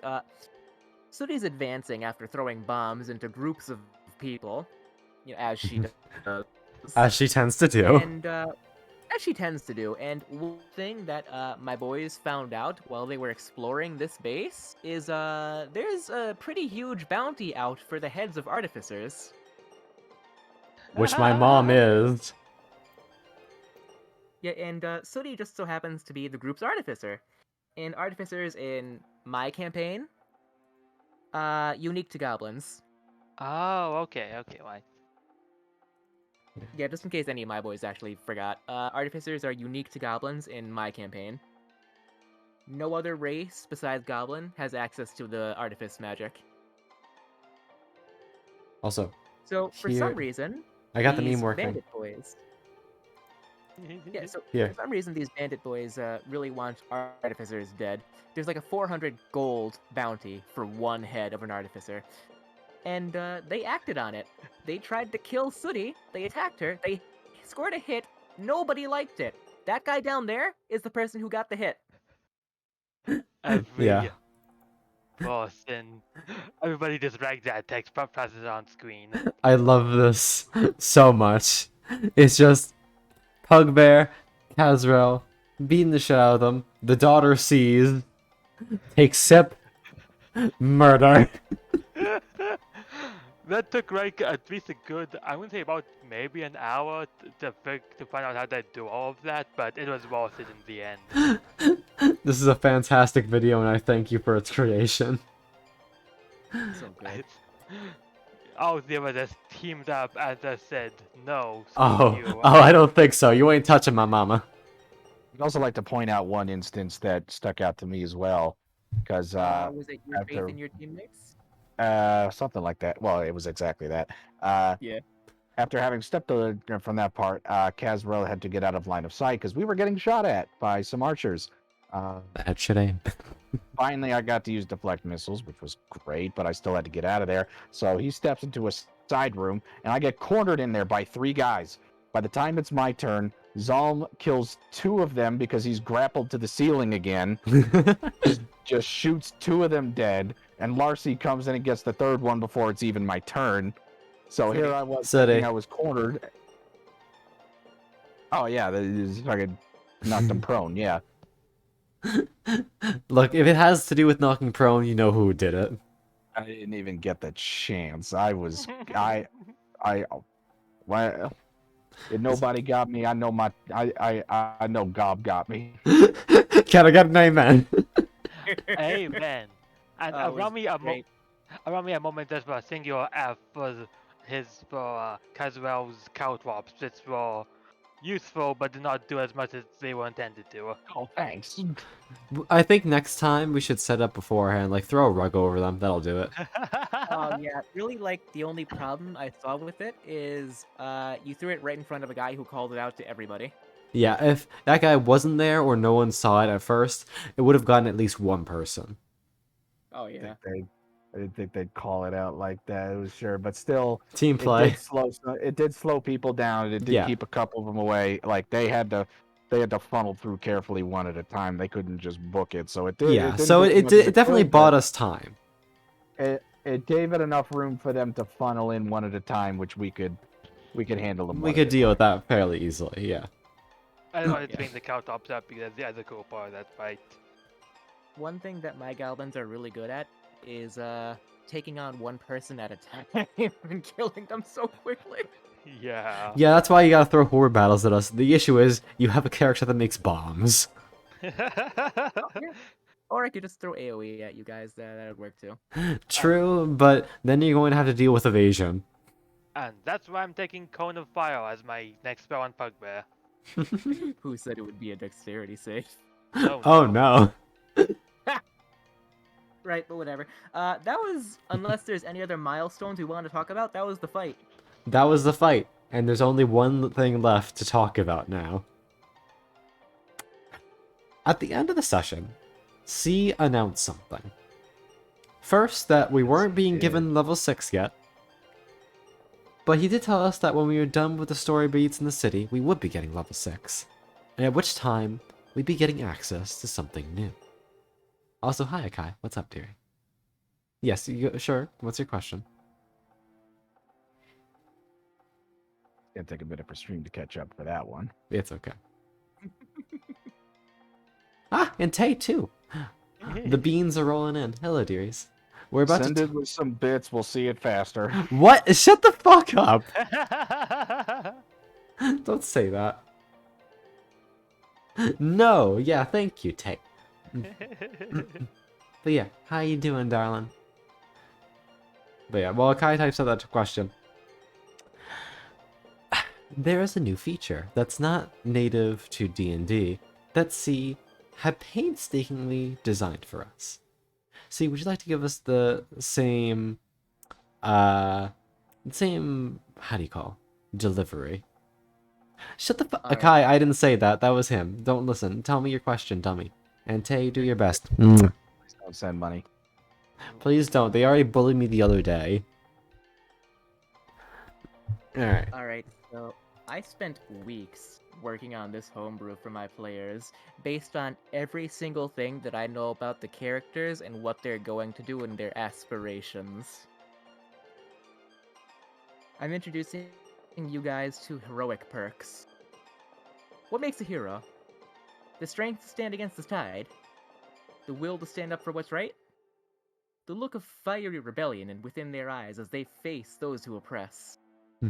The ability to rouse others into bravery, and to take action when the masses would have otherwise sheepishly allowed evil to take place. Whatever you think makes up a hero's qualities, every hero needs to start somewhere. Beginning at 6th, and again at 12th and 18th level, you gain 1 heroic perk token. You may spend that token on any option that you meet the requirements for, and gain that option as a permanent perk. And C then listed a few base perks that any of us could choose from. There were some interesting ones, I think being able to attune to an extra magical item. No, there's no hype train, Jacko. Don't worry, you're fine. No hype train. You're safe. I can just go through these real fast. Sure. Alright, so the general perks that everybody has access to, they can spend 1 token on it if they'd like. You gain 1 extra hit die, and your hit point maximum increases by 12 points. That's a good amount. Barbarian would love that. We don't have one right now, though. Yeah. Ooh. You can attune to 1 more magic item than you normally would be able to. This is great, especially for an artificer, so Sooty could pick that up eventually. You gain proficiency in 1 skill, tool, or instrument of your choosing. You add your constitution modifier to your death saving throws as a bonus. That one's cool. Choose a 1st level spell from the Wizard, Sorcerer, Druid, Warlock, or Cleric spell list. You learn that spell and may cast it without expending a spell slot a number of times equal to half of your proficiency bonus, rounded up. Your spellcasting Busy ability rounded. modifier for this spell is determined by the caster's spell list that you learned it from. You always have the spell prepared, and it doesn't count against the amount of spells you were able to learn or prepare. Mhm. When you benefit from the effects of a potion of healing, When determining the healing you would receive as a result of your Constitution modifier, this is tied to a homebrew that I have, add 1 to your Constitution modifier as a bonus for the roll. Those are the general perks that anybody could choose from. I did not stop there, however. I was like, oh, cool, perks. I'm like, hey, I'm never gonna complain about extra perks. And then C pulls out Yeah. something else. Dear God, did Here we he are not thinking, oh, that's stop? pretty neat. I could probably use that. I'm like, oh, some extra then what did HP, you that's do? nice. And then what did you do? So then, I let everybody know that I'm going to be revealing something to you one by one. I started with Larcy. Larcy, over the course of a few weeks, I made for you hand-tailored heroic perks that nobody besides you could choose from, specifically for you, your character, what you are, and what you do.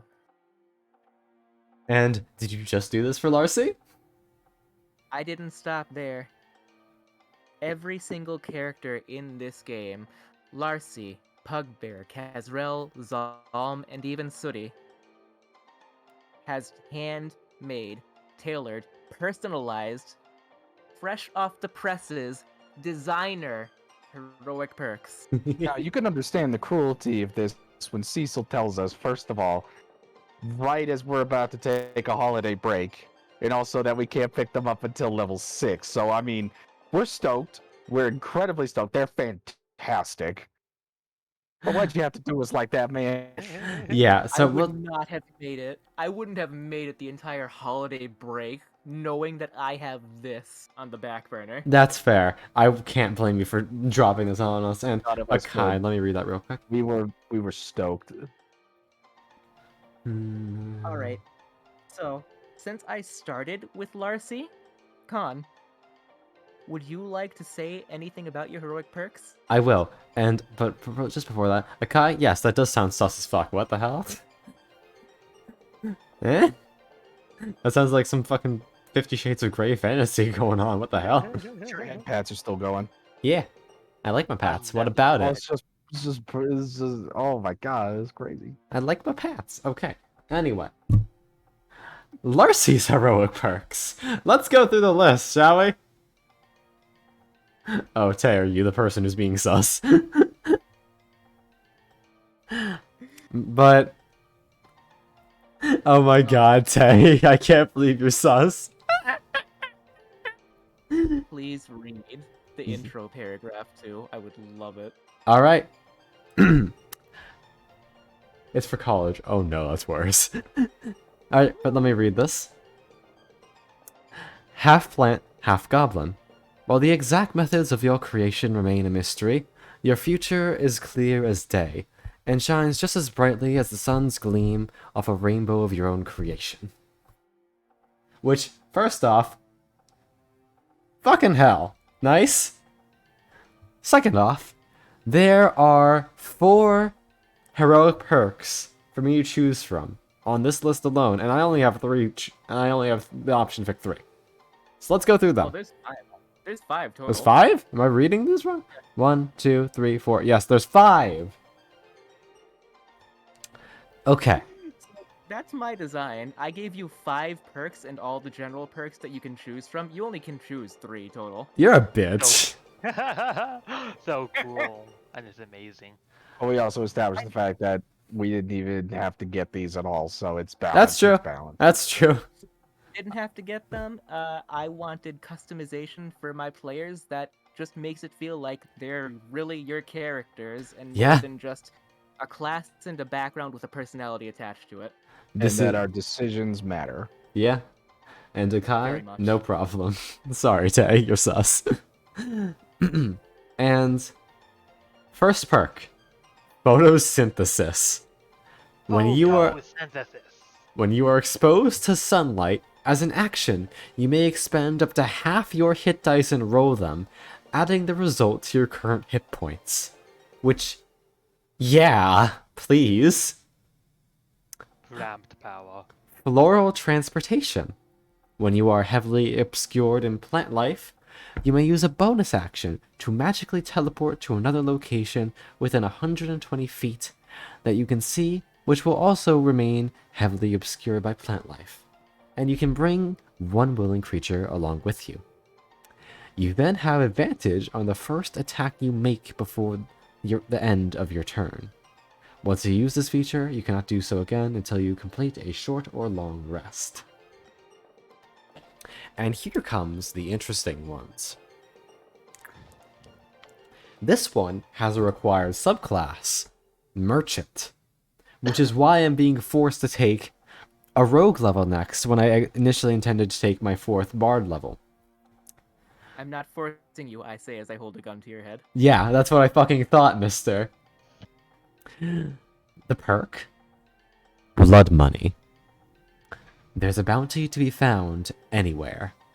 When you or an allied creature slays a creature, your bank gains a number of gold pieces equal to twice the creature's challenge rating.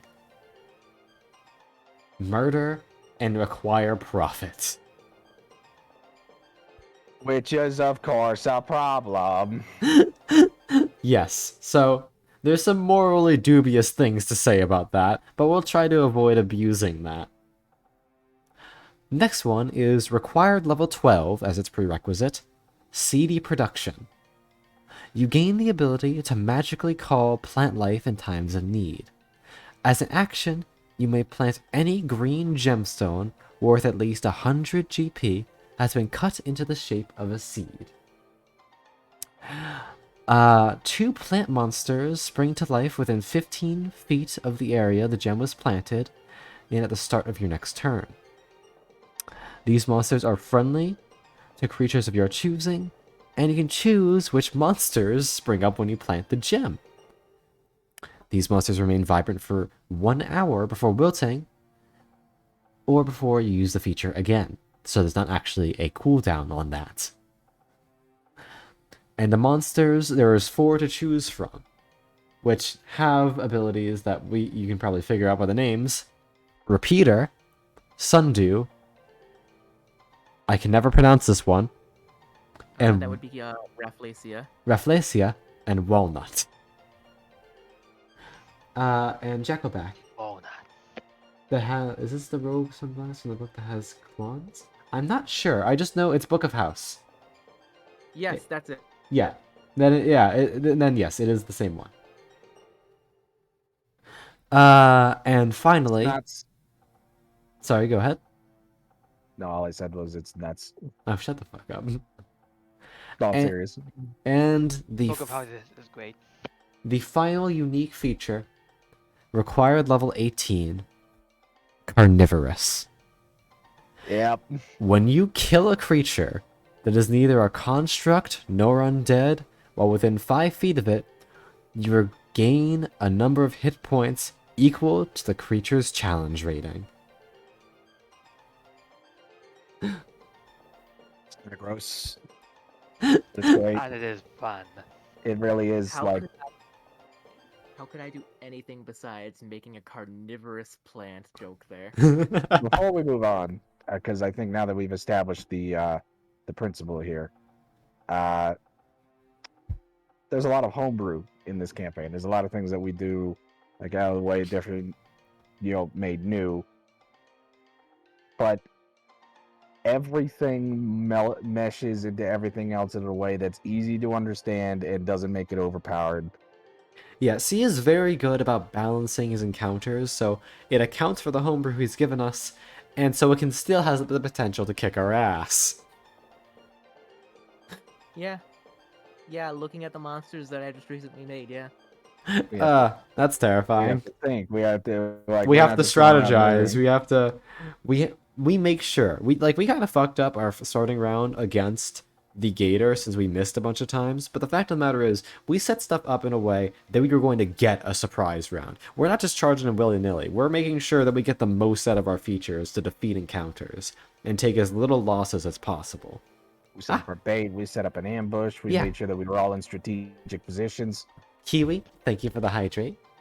Speaking I of, gotta do Posture it. check. Oh, I just Cupid, are you want- going to explain why you called me a nerd?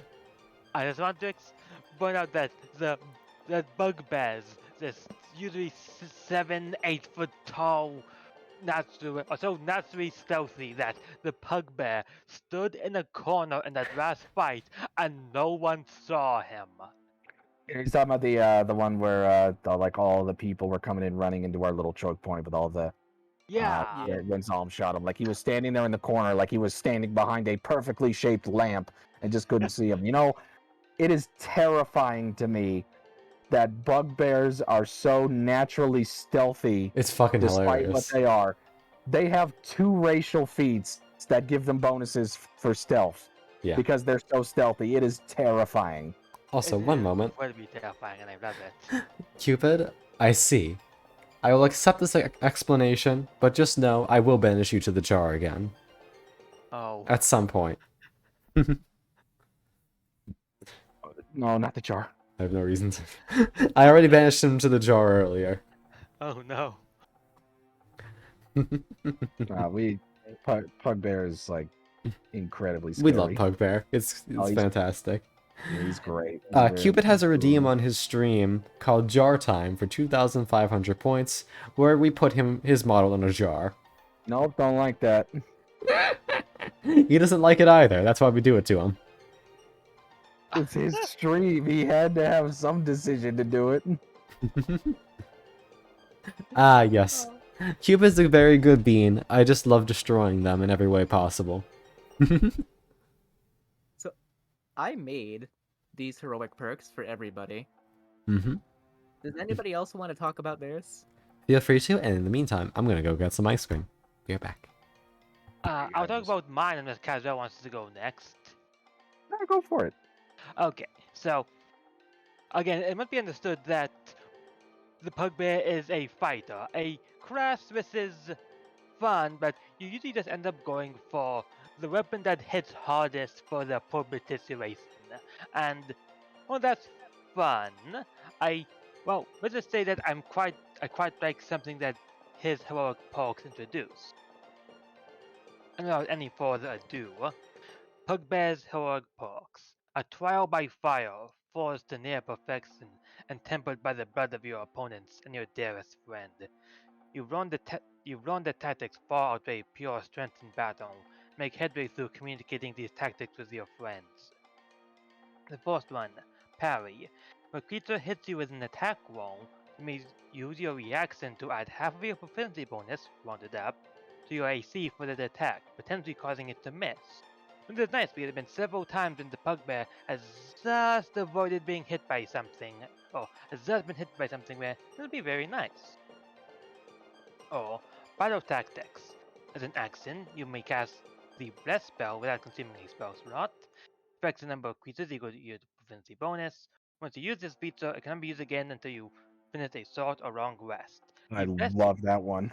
The Bless spell is very useful. Let's see, can I get a quick rundown on what that actually does? Okay, Yeah. so as I played a cleric, and a lot of people made fun of me for not using the bless spell enough.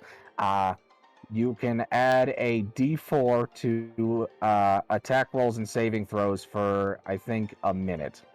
Yeah. Well, everyone affected by the spell can, which I think is up to 6 people. So essentially, we all get a bonus to our fighting because of his tactics for up to a minute. So we As can much- add a D4. As much as I like the parry spell, or the parry feature, I'm probably going to be taking Battle Tactics because Bless is a very useful spell. Yes. Also, I'm back, and I have Very- chocolate peanut butter ice cream. And if you Oh. wanted, you could take the Martial Adept feature to be able to pick that up from Battlemaster. Oh yeah. Huh. Oh yeah, true. Options, You are a options. fighter. You get a lot of those. Mm-hmm. I got a lot of those. I'm going to be spending a lot of it to round out the Bugbear, but that's a discussion for how bad dice are. Oh yeah. For the record, Puggy rolled the worst stats I've seen in a while. Still makes it Yeah. work. I'm Oh. not complaining, but man, it's hilarious going between Buggy and any other character. Yeah, so naturally, his heroic features are gonna help out quite a bit more. And then Yes. and then we get to the very fun part. When you pick any first tier heroic perk or Xeno heroic perk, you gain access to passive weapon effects, as seen below. and there's an entire list of these. And each type of weapon in the game that there are has their own specific passive effects. Like axes. If you hit a creature with an axe, and passive effects, you get a bonus if your target is bloodied or bleeding. Or a dagger. When you attack a creature with a dagger, you gain a damage bonus equal to your proficiency bonus if you are hidden from your target, or your target is surprised. Or even swords. When you attack a creature with a sword, you gain a damage bonus equal to your proficiency bonus. You attack the same target as you did on the previous round. And again, there's 8 of these. Each for my friends. Sorry for my friends. I'm not very friends. In fact, I'm not like the friends. But oh wow, this is fine for now. Didn't I ask that exact same question when I met you, Frog? I think you did. Wow, that's been a while. It's mostly just down to words are hard. Let me just say it like that. The Frenchy and folk. also there's the fact that you learn Latin and it just messes with how you say things sometimes. Yeah. You know Latin. Very basics of Latin. It's been a while since I've actually specifically studied it, but that's the language I took that wasn't English. So yes, technically I know Latin. I needed to Yeah. look back into it later. That's pretty cool, though. It is. Thank you. But yeah, 8 passive effects, each different depending on what weapon type you have equipped, and that is very cool. It gives each weapon their own specific uses for a situation. I think that's a very cool way of handling things. So we wanted to establish he could have just said a different effect for every damage type with every physical damage type and called it good. Bludgeoning, piercing, slashing, that's it. No, he went for every category type. of weapon, the clubs, the swords, the axes, the daggers, all sorts of stuff. And this is why Okay, C is one of the covered. best DMs. No, pardon me. The best DM I've ever had. I cannot disagree with this, and that's God. These things are amazing. Onto the bugbears. Excuse me, I've been pretty good with that, but still. Onto the next set of heroic perks, the second tier ones. Require level 12. My little buddy. Your familiar becomes ever more attuned to your magical ability. As a bonus action, you can cast a cantrip that you know through your familiar. Because the bugbear is an eldritch knight, he actually gains access to this sort of magic and these cantrips, and has been already used before.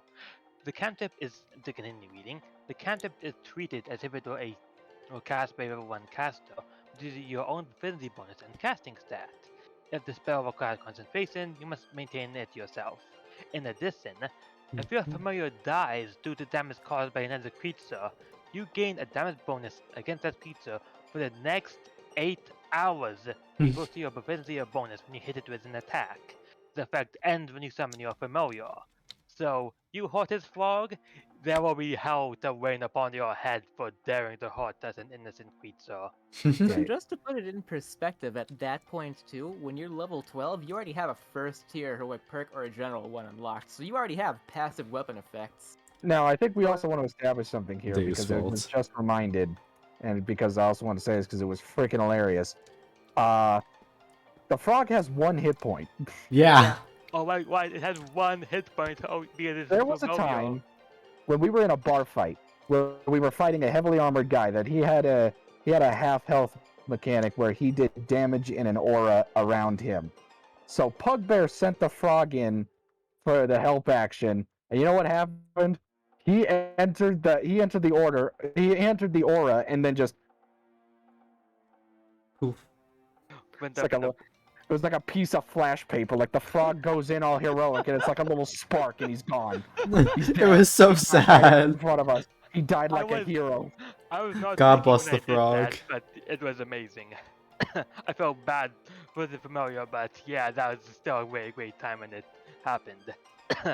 Oh, he Yeah. could like if he were no more, he would throw the frog at him. It'd be 1 hit point, and he dies, and he gets a bonus for the next 8 hours off of a creature with 1 hit point. Also, what is the damage bonus out of curiosity? It's a The what? bonus from his proficiency, I think he said. Okay. So yeah, that's So it gets casual. better as you do. Yeah, So that's pretty it's- cool. I So mean, it's another reason that the frog is not overpowered, because Cecil knows that this thing has 1 hit point. He could attack the frog if he wanted to. Mm-hmm. no one thinks about attacking the frog directly yet. They've get the cats on. I fear the day when they do. But once he gets that perk, there will be hell to pay whenever that happens. There has only Indeed. been one time in the campaign thus far that a person has actually attacked the frog, and it was an imp that did it. Mm, Oh yeah, I remember that imp. It is dead now. Oh yeah, good. it's dead. I remember him. He's dead now. Right next to that one that Larcy obliterated. And yes, those are correlated. Okay, and the other secondary perk, Tranquil Focus. You have mastered tuning out roaring crowds and other loud noises as you focus on the battle becomes razor sharp. You have resistance to thunder damage. That's resistance to a damage type. It's very cool once I put it into perspective. Additionally, you gain proficiency in wisdom saving throws. You already have proficiency in wisdom saving throws, pick either intelligence or charisma. I made sure the Pugbear does not have a high charisma stat because his face looks like a pug, and that is a very decisive breed. Hmm. Oh look, it's a 0. Oh look, his wisdom is also a 0. Oof. And when you pick, so I thought that's very cool. Probably wouldn't pick my little body, but Tranquil Focus has its reasons. I think it looks pretty neat. And then I read the line below that. When you pick any secondary heroic perk, you gain access to active weapon skills, as seen below. So C, this absolute madman, decided that he was not just going to have passive weapon effects. No, he made, let's see, 1, 2, 3, 4, 5, 6, like 7 separate active weapon effect skills, which you can use. When you hit with a weapon attack, you may choose to forgo a single What the extra fuck? attack. Oh, sorry, were you saying something? Sorry, the mic just like Oh, freaked out for a second. You're fine. okay. When you hit with a weapon attack, you may choose to forgo a single extra attack in order to use your weapon's active skill. And again, there are like 1, 2, 3, 4, 5, like 6 of these. And that's a little nutty. And some of these are actually made to work together with their passive effect. I'm just going to go for the one that I like the most here. Axes. You force your target to make a constitution saving throw. On a failure, they gain the bleeding, 1d4 condition, and take 1 additional die of damage from your weapon. Hell yeah. Every active effect has the take 1 additional die of damage from your weapon added to it. That's a little crazy. Oh, yes, the puncture also includes bows and crossbows, so that's why there's a bit of a difference between how many passive effects there are and how many active effects. Ah, that Because makes sense. puncture wraps Yeah, and just like to lances, explain my bows, and decision crossbows. making process here, if you're giving up an extra attack to try to go for this, and they succeed, you're missing out on a lot of damage. Mm-hmm. That's actually a good point. Potentially. Potentially. But if you hit and you manage to crit, it's gonna really hurt. Yeah. Yeah. He's versatile, man. God. So yeah, and again, so axes as an active skill makes them bloody, and the axe passive skill, you gain a damage bonus if your target is bloodied or bleeding. So that's nice. They tie together.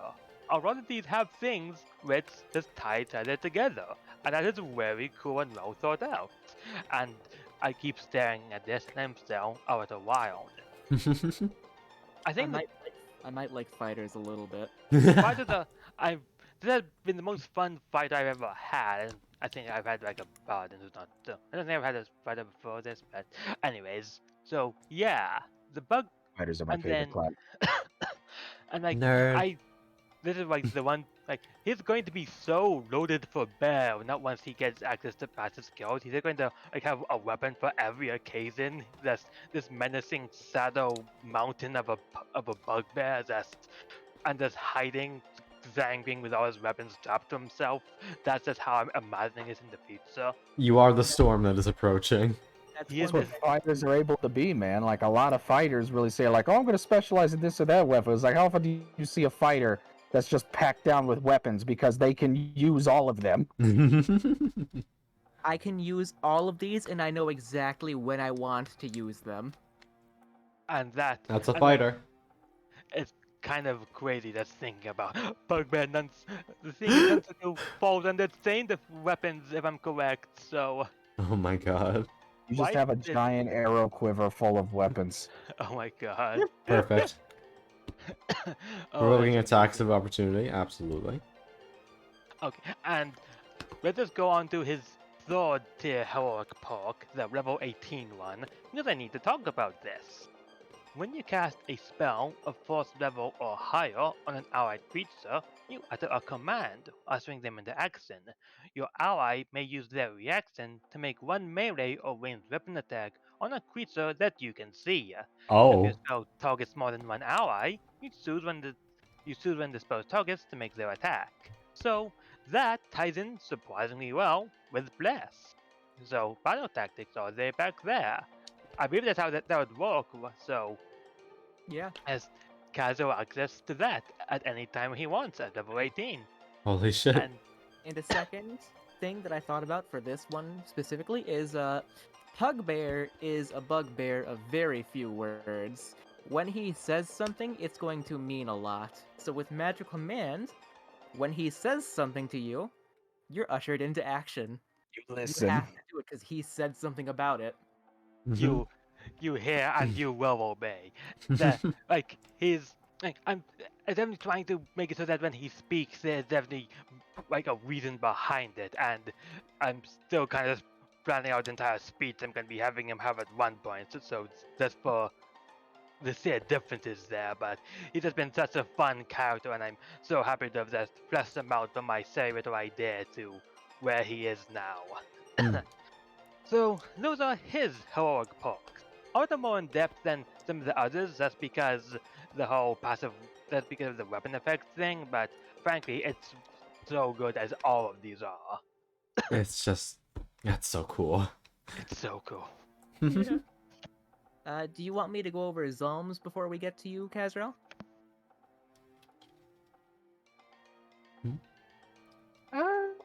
Sure. Okie dokie. I'll get through them real fast. Alright. Zulm's heroic perks. The blood of fire giants may not flow through you, but you were raised under the same stresses that this blood undergoes. Forging and fire are in your veins, and the way of the gun is your father's gift to you. The first one, Overwatch. You've learned to exploit Sorry. You've learned to exploit critical mistakes in your quarry makes, as well as the openings your allies create. When an enemy creature that you can see rolls a natural 1 on an attack roll, you may use your reaction to make one melee or ranged weapon attack against them. The second one, and this is something that the player actually came to me about before. They talked to me about it before I even had this entire system in my heart. And I said no to it at first. And then I remembered it. I held it with me. I kept it in the back of my mind and I used How it. far you've fallen. And His then second perk? he. Fiery Chant. Your voice booms over the battlefield like in the eruption of a volcano. As an action, you chant a war song of the fire giants, stoking the flames within your allies. Until the end of your next turn, you and allied creatures within 30 feet of you gain a bonus to damage rolls made with a melee weapon equal to half of your proficiency bonus. Once you use this feature, you cannot do so again until you finish a short or long rest.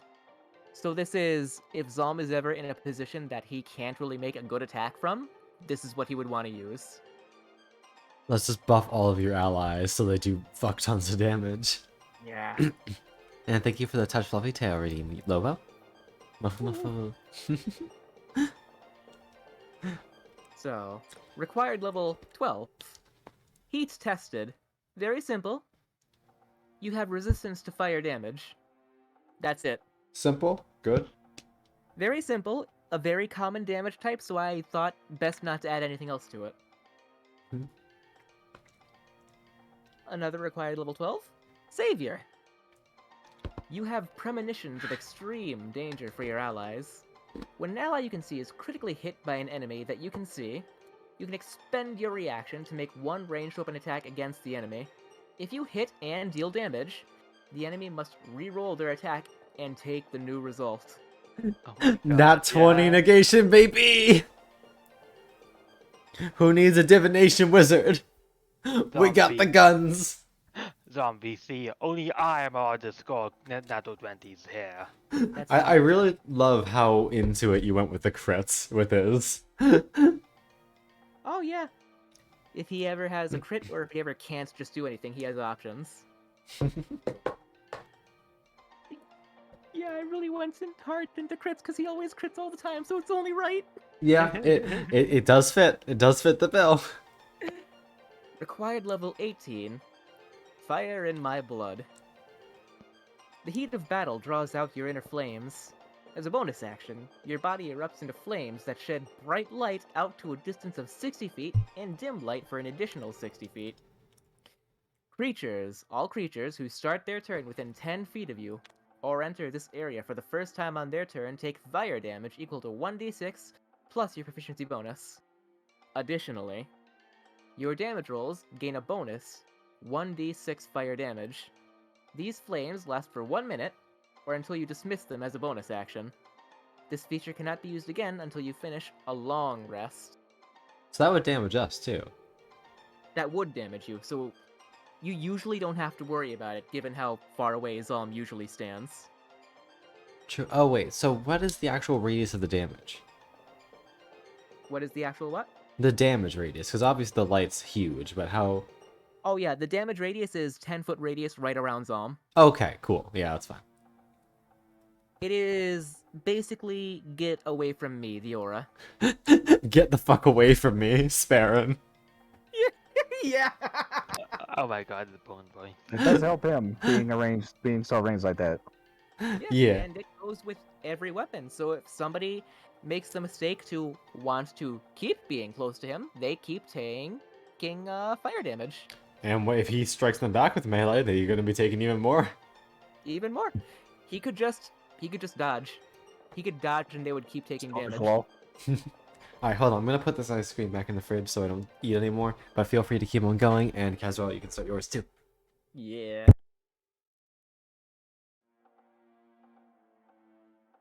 okay. Oh, So- I did that. I do have one in here, and originally it was tied to an ability that I get next level that I've been keeping a secret. I think, for the sake of everyone here, I'm going to go ahead and talk about it. Ooh. Yeah, I think Oh. I'm gonna put it out there.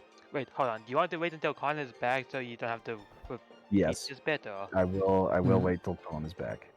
Sorry, I Who? don't want to... Originally, I've been keeping my level 6 ability a secret, Oh, 'Cause it you're was finally giving it special. up, huh? and I think I'm gonna finally give it up because one of these is tied to it, and I want to talk about it, and I can't keep it a secret anymore, so I might as well reveal it. But we're gonna start from the top. Alright. So Kazrel's heroic perks says the following. Betrayal is something you've unfortunately come to know well. And just when your life was beginning to have such a good outlook after you've learned to manage your anger through temperance, exhaustive physical activity, and spiritual training, everything was taken away from you. And through self-improvement and careful planning, as well as relying on those who have earned your complete trust, never again will you allow it to happen. Kazrel's first two heroic perks at level 6 are Masterful Arts. Pick any one of the following that you have proficiency in, one skill, tool, or instrument. Whichever you choose, your proficiency bonus is doubled when you make a check with your chosen option. Not bad.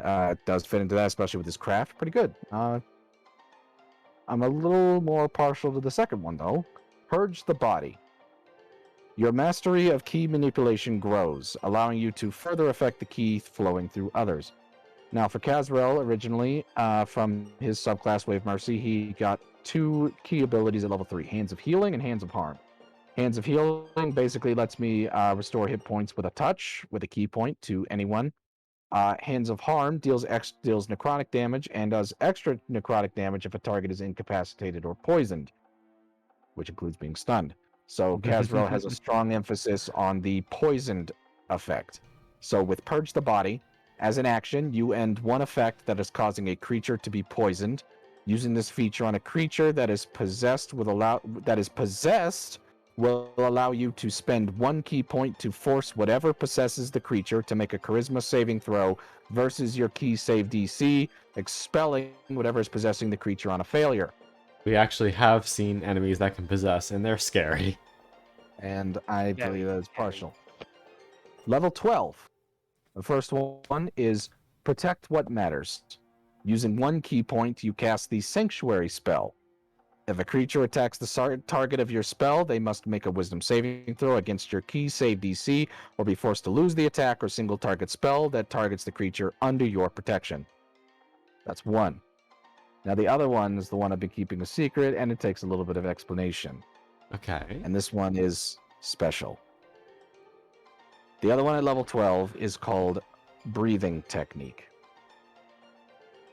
So at level 6, under the Way of Mercy Monk, the Unearthed Arcana Way of Mercy Monk, I get an ability called Noxious Aura, or as I'll be calling it, the Yellow Breath. Stinky. At 6th Wow. level, I knew someone was going to say that. At 6th level, as a bonus action, this just comes from the subclass. You spend 1 key point to turn your key into an aura of toxic miasma. The aura extends 5 feet from you in every direction, but not through total cover. It lasts for 1 minute until you're incapacitated or you dismiss it, no action required. When your aura is active, ranged attacks have disadvantage against you, and any other creature that starts its turn in the aura must succeed on a Constitution saving throw or become poisoned until the end of your next turn and take poison damage equal to your Wisdom modifier. That's So I've nice. essentially established that Kazril can master the Way of the Yellow Breath from his monastery to literally exhale the yellow breath around him in a poisonous aura. And then do fuck tons of damage against poisoned enemies. And it follows me. Now, level 12, Breathing Technique, enhances my yellow breath. Oh, that's not My it. yellow breath, my aura of the yellow breath is increased by 5 feet. The Ooh. radius is increased by 5 feet, Oh my up to God. 10 feet. Oh shit. When you make an unarmed strike, you may target a creature that is fully immersed within your yellow breath. In addition, a number of creatures up to your Wisdom modifier that you specify automatically pass the Constitution saving throw caused by your yellow breath for its duration. Oh my God. I see. Okay. Oh, that's cool. Final one at level 18, and this is insane. I'm listening. Hand of Life. For a brief moment after death, ki still flows through the body, and you've learned to manipulate it to ease the flow of life back into the recently deceased. By expending 3 key points, you cast the Revivify spell without needing verbal or material components. You cannot use this feature again until you finish a short or long rest. Now at level 18, I have 18 key points, and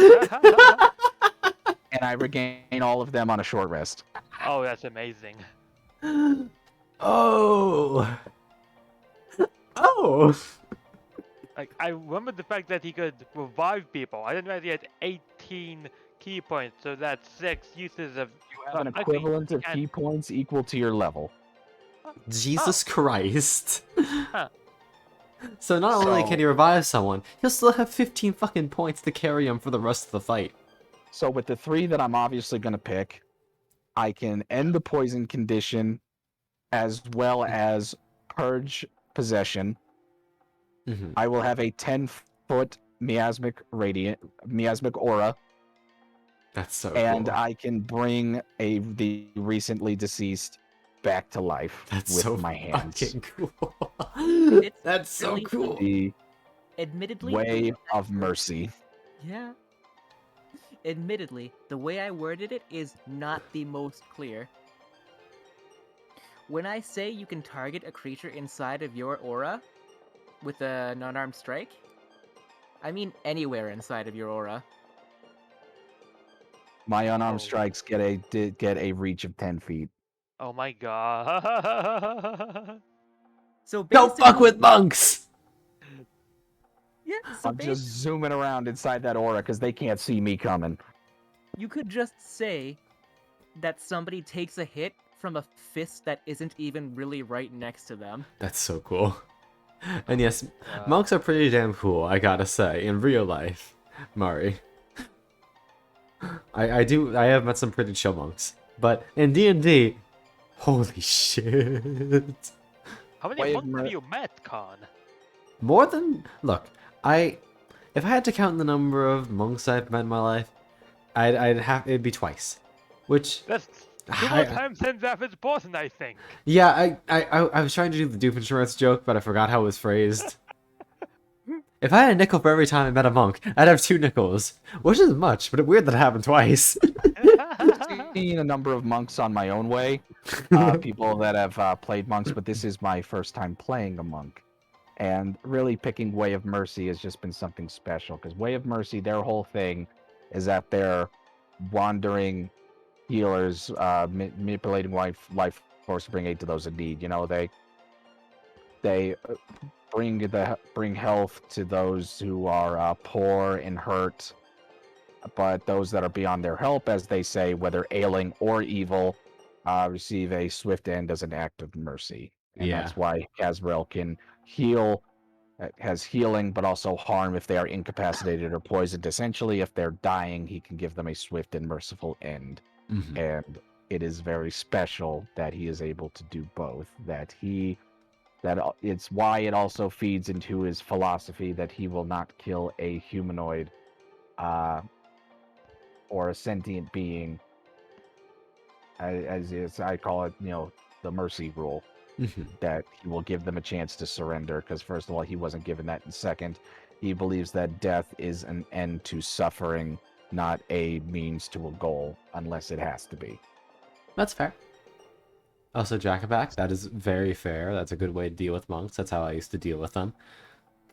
So And- he, like, the heroic feats are just, they really feed into everyone's classes, and they are going to be really helping us establish our identity, which of course they absolutely will and have, and they are very creative without sounding overpowered. And also we have to make a choice, and it only comes every 6 levels, which is a Mhm. lot. Oh yeah, Sooty has heroic perks too. Oh, she does, yeah. Yeah. I don't think I've only ever played one monk as a giant dwarf fortress oak. That was still a fun monk to play. I did make a monk before, but I did not play him yet. This is the first monk that I have ever played, and he is easily like one of my favorite characters. Nice. Also, though, to answer your question, monks don't typically have access to Revivify. So I think you'd have to find a different way to just do that. So let me explain the revivify spell. Since one of my biggest characters was a cleric, the revivify spell is only available to clerics and paladins. Generally, to use it, you would touch a creature that's died within the last minute. The creature returns to life with 1 hit point. It cannot return a creature to life that has died of old age, nor can it restore any missing body parts. Normally, to cast this spell, it is a 3rd level spell, which is not huge, but to use it, you need 300 gold worth of diamonds, which the spell consumes, as well as verbal and material components. So essentially, Wait, only 300? has only 300. It's a 3rd level spell, so it's not too that's not that bad. It bad, has to be actually. within the last minute. So Kazrael at level 18, can expend 3 key points to return a creature to life that just died within the last minute. He can restore the life that was taken, which was Nice. something that he could not do before. Hell yeah. I just think that really means something at the end of his journey to be able to do something like that. Honestly, I'm just. That is pretty damn fucking cool. It also really gives up the hope, the idea that for how long we've gone, we're not even level 6 yet. Yeah. And we're thinking about going all the way to 18. At This least. campaign has been extremely good, and I think we all are looking forward to seeing it continue. Yeah, I'm very glad that we still have a very long road ahead of us. Ooh, can I go over Sooty's perks? Oh hell Yeah, yeah! please. I don't think we've Oh, actually heard them. Alright, the magic of artifice flows through you. You tinker, you create, and you destroy. Hell yeah. You Sure upgrade do. your comrades, create opportunities for them, and annihilate those that would oppose them. She sure do. They are your art, and you're a master artist. The first one, Guardian Aura. Extending out to a range of 5 feet, allied creatures within your aura, including you, gain a +1 bonus to their AC and saving throws. Oh, nice. Number 2, Warding Technique. When a creature you can see hits a target other than you within 5 feet of you with an attack, you can use your reaction to reduce that damage the target takes by 1d10 plus your proficiency bonus to a minimum of 0 damage. You must be wielding a shield or a simple or martial weapon to use this reaction. Damage negation, always nice. Required level 12. Fell Blade. Oh. When you hit and damage a creature with a melee weapon attack using a martial weapon, you may use your bonus action to lower the target's AC by an amount equal to half your proficiency bonus, rounded down. Oh. This Wow. reduction lasts until the start of your next turn. Yeah. Oh, that's nice. Required level 12. Mighty Blade. When you finish a long rest, pick one of the following damage types: acid, cold, fire, lightning, or thunder. You choose a non-magical weapon that you have in your possession and apply your own personal runes over the weapon, transforming it into a magical weapon with a +1 bonus to hit. This weapon deals 1d6 additional damage of the type you chose when you hit with an attack. The weapon is non-magical to other creatures who cannot make use of its bonuses, and the magic lasts until you use this feature again. That's Wow. nice. Required level 18. Hill Blaster Original. I like where this is going. You have immunity to all damage caused by your own bombs. Yeah, buddy! Yeah. In addition, if you are reduced to 0 HP as a result of a creature damaging you, you can drop an active bomb in your possession between yourself and the creature. You have martyrdom? Oh my god, it's a martyrdom book. Oh my god. Every single character has a theme associated to their heroic perks. I was about to say, I'm not seeing any explosives in these perks. I'm like, what? I'm like, oh, there it is. Sooties! Obviously she likes explosives, I saved that for last. Mainly, she's trying to protect her friends and kill everybody who would do them harm. That's our mom. That's our Yeah. mom. And if Really- she's not directly killing them, she's making it easier for everybody else to do it for her. Mm-hmm. We really have a real big thing going on here with killing people, don't we? Well, we're only killing those who oppose us. Yeah, it's not all humanoids that you're fighting.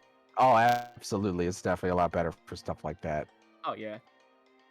Come down to America and throw hands. Everybody's Jacko back gonna- and Evie gonna fucking throw hands in the Denny's parking lot. Like, Yeah, thus come down here to far- an American Denny's. That place is a PvP zone. Yeah, thus far, up until Rakesvale, when they met Ulrich, everybody's been very good about not killing people. Yeah, I like even Lurcy, though she's had the ability to, has generally like what she fucking killed those two guards. But how else was she supposed to deal with that? Quite I kinda- frankly. I kind of flip-flop on whether or not on how okay the Pugbear is with killing people now that he is no longer in the Colosseum. I need to like take a specific stance in that, and I haven't yet, but Mhm. established for your character, but I feel like having somebody that died, he probably doesn't feel too good about killing. Yeah. Yeah, that's kind of that's what I've been mostly thinking about in that regard. Like, he's used to the act, but after After that, you don't want events, to. yeah, That's that completely leaves understandable. a And bitter taste in the mouth. the first time that Kazrael enacted his mercy rule, as I said, was when we were, like, I tell this, this is my favorite because it was like very early on in the campaign.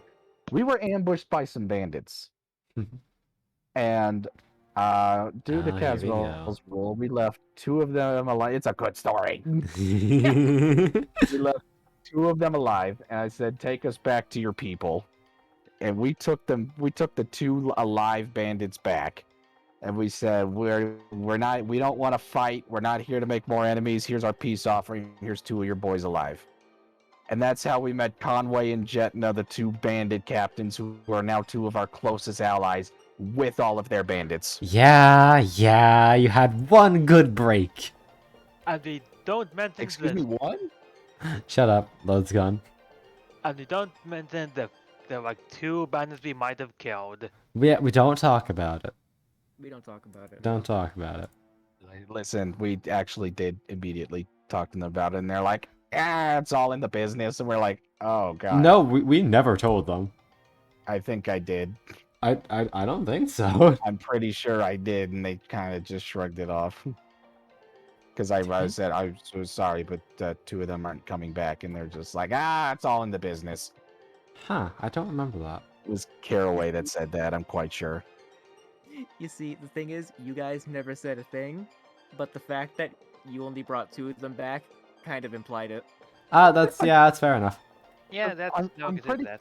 I'm pretty confident that I did say that, like, out loud to them. I'm pretty I confident. honestly don't think you did.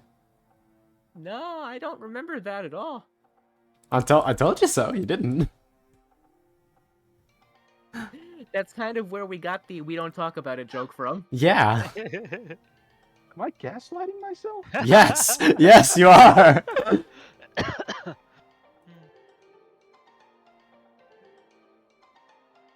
Regardless, it worked out. Yeah. Yes, it did. So that's exactly where we are right now, and we have to wait until after New Year's to continue the campaign. Pain. Pain, but it just gives me more time to be excited for what's going to be coming up. And That's like, what, 6 weeks? when you put it like that, that's nothing really much. Yeah, Yeah. time flies pretty quick.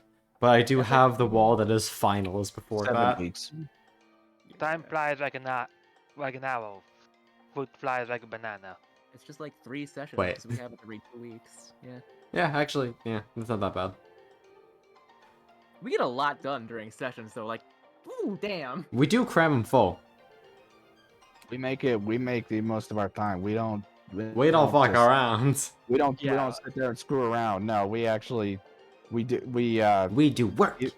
there's also a lot of times when like people are having like one-on-ones or they're having like conversations between individual characters, and we still make it good. Like, I never feel like I'm bored during a session, even when I'm not even there. I think the That's only why time I've... Sorry, go ahead. That's why I sometimes can feel very happy leaving Kazrael out, because it's what he would do. Like, I missed out on an entire dungeon because I didn't want to leave Sooty alone, and I am glad I didn't. Yeah, Oh, that was a yeah. good choice. Yeah, And yeah, that was a good choice. Thank you for And then- protecting my mom. like every session I've been in, I've just had so much fun, and like if anything, this just helped me improve corrupting D&D characters at the very least. Hmm. Man, I am probably one of the luckier dungeon masters out there right now to have such amazing players with me right Oh, now. shut up. We have an incredible party of players that are very easy to work with as a player myself, which is huge to have players that interact with the game as fluently and as seriously as we do, to have characters where you genuinely feel like you're interacting with the characters, and Adia that gives us the chance to do that, and we'll do it. I'm getting hit with an ad. Oh, god damn it. Yeah, I've had a few of them. Like the stream is still showing in the corner, but still. That's annoying. I swear to God, I thought I I edited my settings so that I stopped getting pre-roll ads. Did that make it show up all the way throughout? Hold on, I'm witnessing the power of the all-new Predator Helios 300. Oh, god damn it.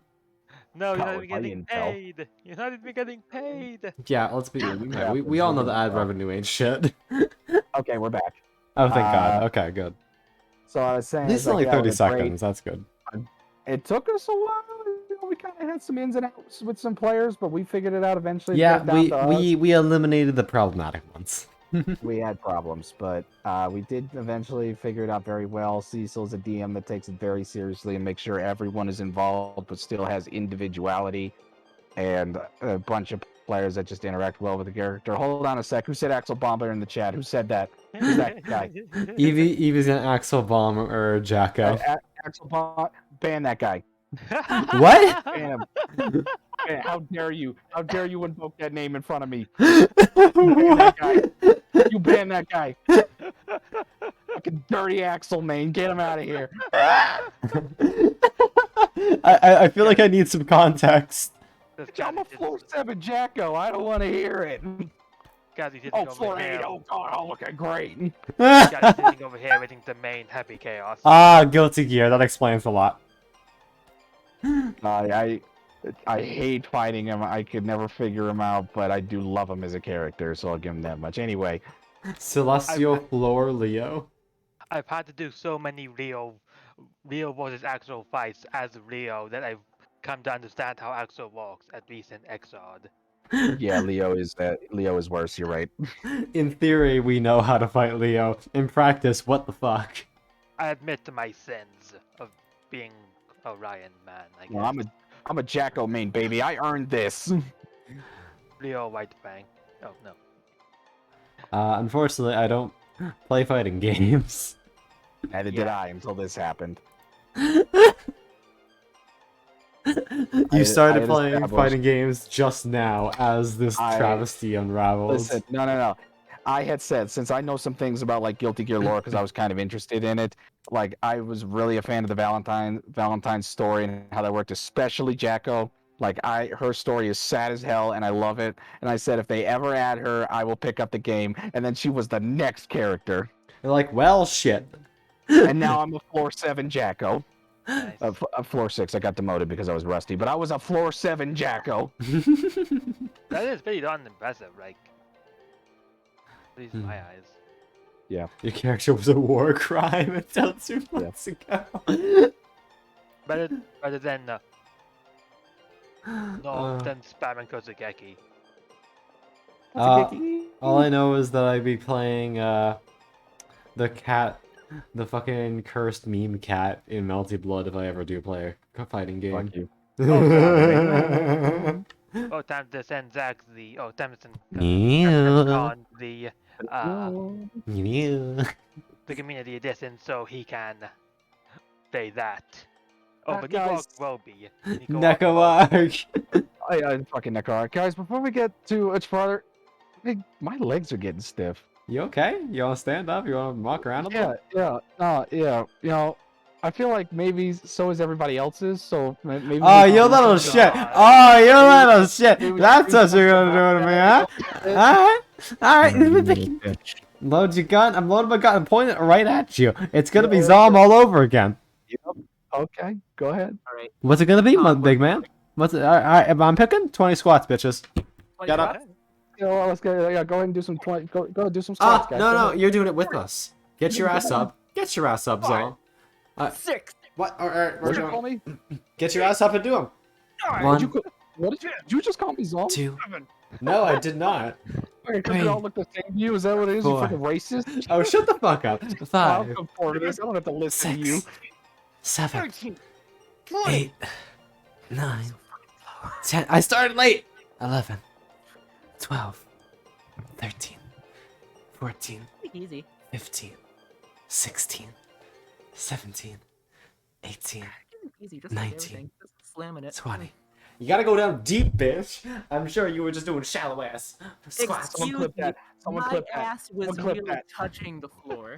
No, that's not how you do them either. Somebody clip that.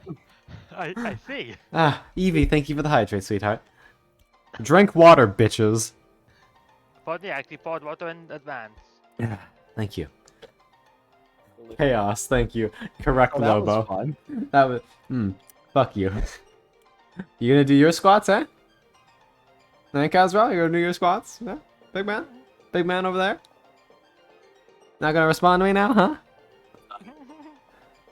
I'm sorry, could you speak up? I couldn't hear you for down there. My legs hurt. Yeah, mine hurt a little too. I had lift earlier. Yeah. Gotta drink with you exercising. Yep, yeah, right. God, I wish I knew how to clip stuff. If you do want to clip something, I believe if you just put your mouse over the screen, there should be one of the things in the bottom right corner is the clipping option. At least Okay. on regular Windows If you're on it's PC, yeah. Alt Yeah. X. Alt X? Ah, interesting. I've never used that key sort of thing before, so I can't actually. But yeah, that's what Yee. it says. Oh, if you guys play Strive, we got to do that sometime. No. I don't actually have Strive, sadly, yet. One Well, day, then what's wrong with you? I What about have you, no- Cecil? You were talking about it. Sorry, all the blood just left my brain. What are we talking about? You got Strive? No, I don't have Strive. Why is everyone here talking about it like we don't? Because it's fun to infuriate you. Ah, Just wanted Lobo, to no say worries, something. sweetheart. Yeah, don't worry about it. Don't worry. Well, one of these days, you pick it up. You won't be disappointed. One of these days, points gone, you're getting. Nah, I would not say that, especially when I have no intention of doing it myself. Drop it on your wish list. It'll probably go on sale, especially if it wins Best Oof. Fighting Game at the Game Awards, which it just got nominated for. Floor It might 10 be- Leo? Oh no. Yeah, I can't play fighting games for the life of me, but I can play some Strive. It's very accessible to new players, which I think upsets a lot of people, but I don't care. Don't release a game that panders to the pros. Make it accessible for everybody, man. Yeah. Honestly, it is like for my part, it is definitely very easy to get into. As someone who's been playing Type Lumina, that's been easy to get into. As Oh, there well. is a lot of stuff Nice. for high level. Yeah, absolutely. And like the floor system is good. Sometimes it can be a little sketchy and messy, but Yeah. good. Well, that's any ranking system. You're gonna find some flaws. There you go. I've sent Khan the ability to play Nico Rock. We're gonna give someone a fucking panic attack by just whispering Nekoark noise in their ear. Akai, hello. How you doing, sweetheart? Heartbreak, you tell me. Goodbye. I've been as Persona 4 Golden not that long ago comparatively. I can't get that out of my head. Also, if you play Ramlethal, I will cross this country and kill you because I'll be able to track you solely by your body odor. Oh my god! Khan, you did this. What did I do, Akai? What have I done? Yes, Axel is the one who's voiced by Octopimp, which is Yep, the most Octopimp is amazing, Axel's voice actor. which is a most amazing fact. If you have never seen his stream, you should check it out. He mods it to all hell, and it is hilarious. Tell me why you did.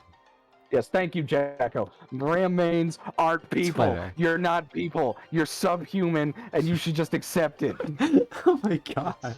But Our you are Thigh you're- appreciators! You are out here because you are simping for Foot Coomer mascot, and you're making yourself look bad. But Oh don't my- you That's a forget sentence to I rub- wasn't prepared for. Oh my god, Akai, I see it. Don't forget to rub the subhuman self, though. That is my favorite track. It's How so dare good. you? Have you seen? I'll send you the metal cover of that. Send me that right now. Yes, I'm.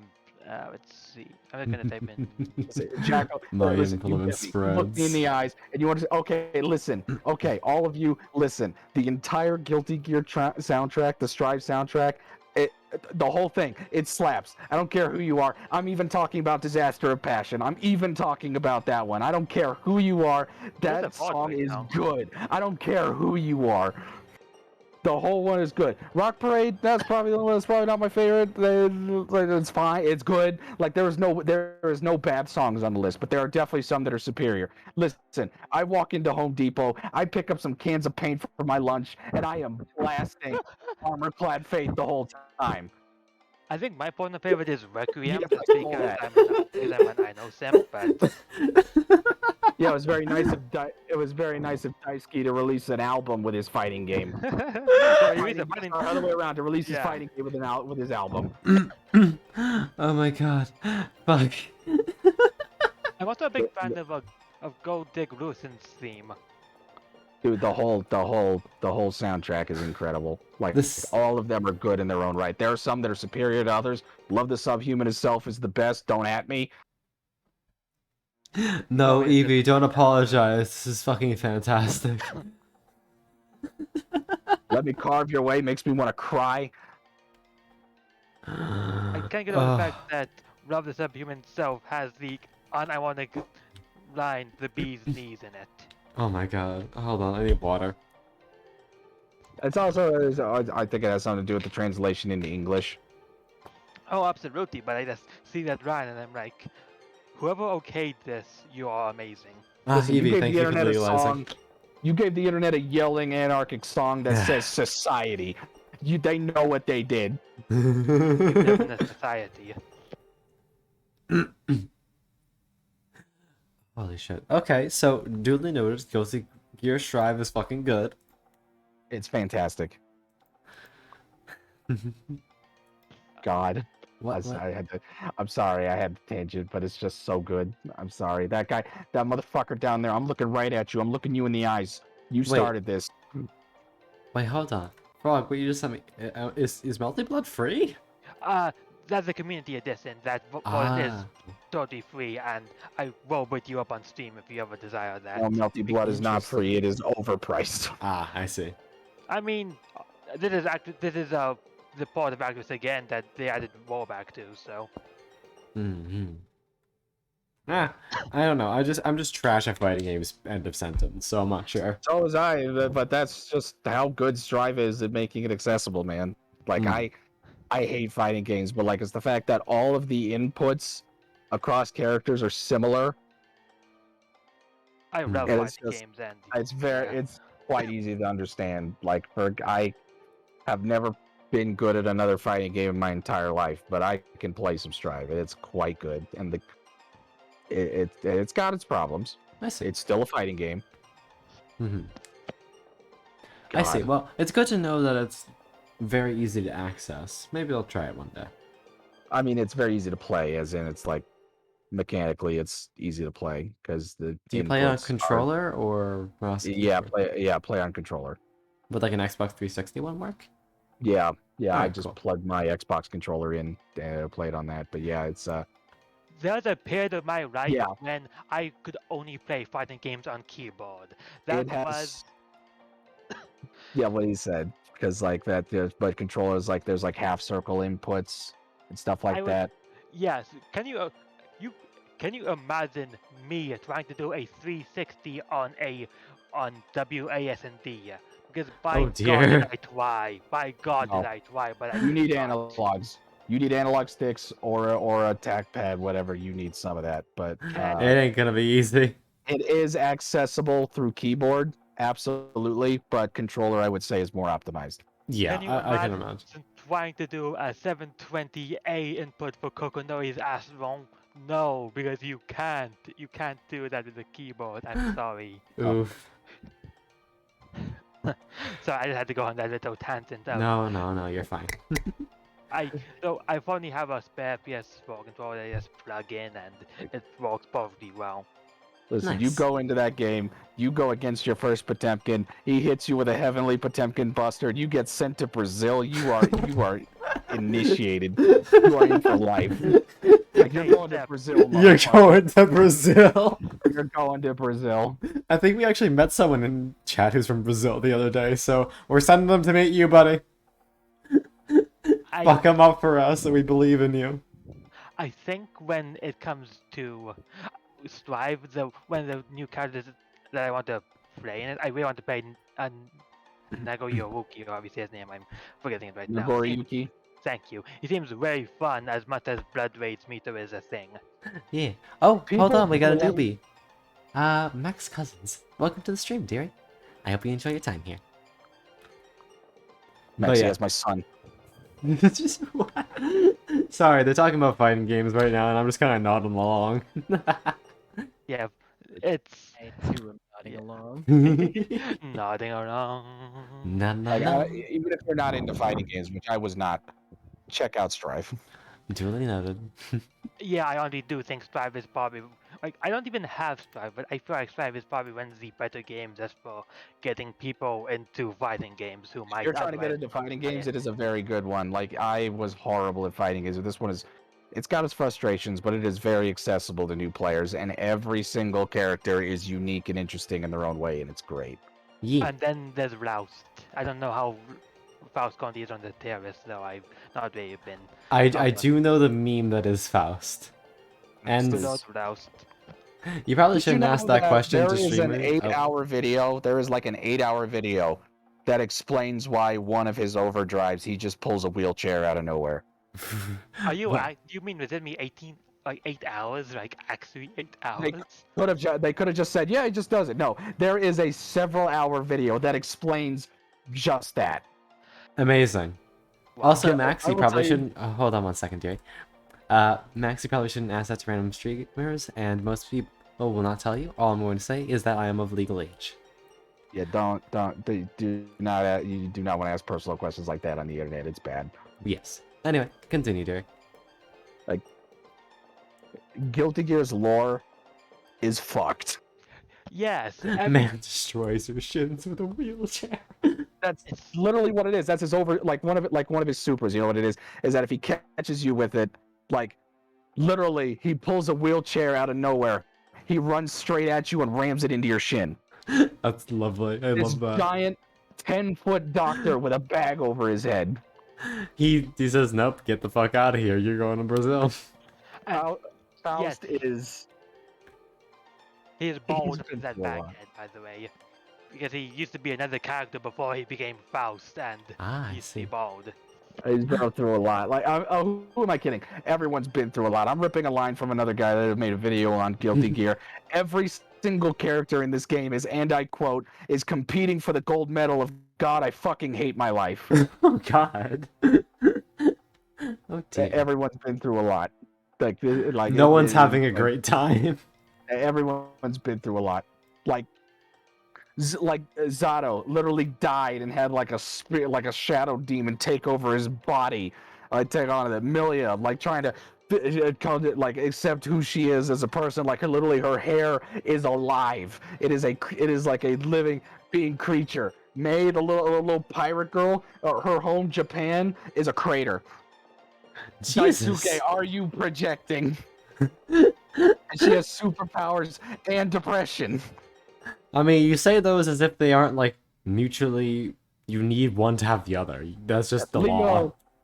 Leo has survivor's guilt and PTSD and the horrors of war. Axel Lowe literally is a gangster that was given time travel powers and keeps getting sent through time and is just trying to go back in time to see his girlfriend. Oh, I've heard about this one from Viking-san. If I could, Soul bad guy. It's just wife gone, sad on repeat. How about Robo-Kai? And Jacko is his wife's vessel. Oh no! Just He's French. No one cares about him. Correct. Don't care about the friends. don't. God damn it. Listen, I hate fighting Axel, but he is a good boy. Out of the box slaps, and I love his design. God damn.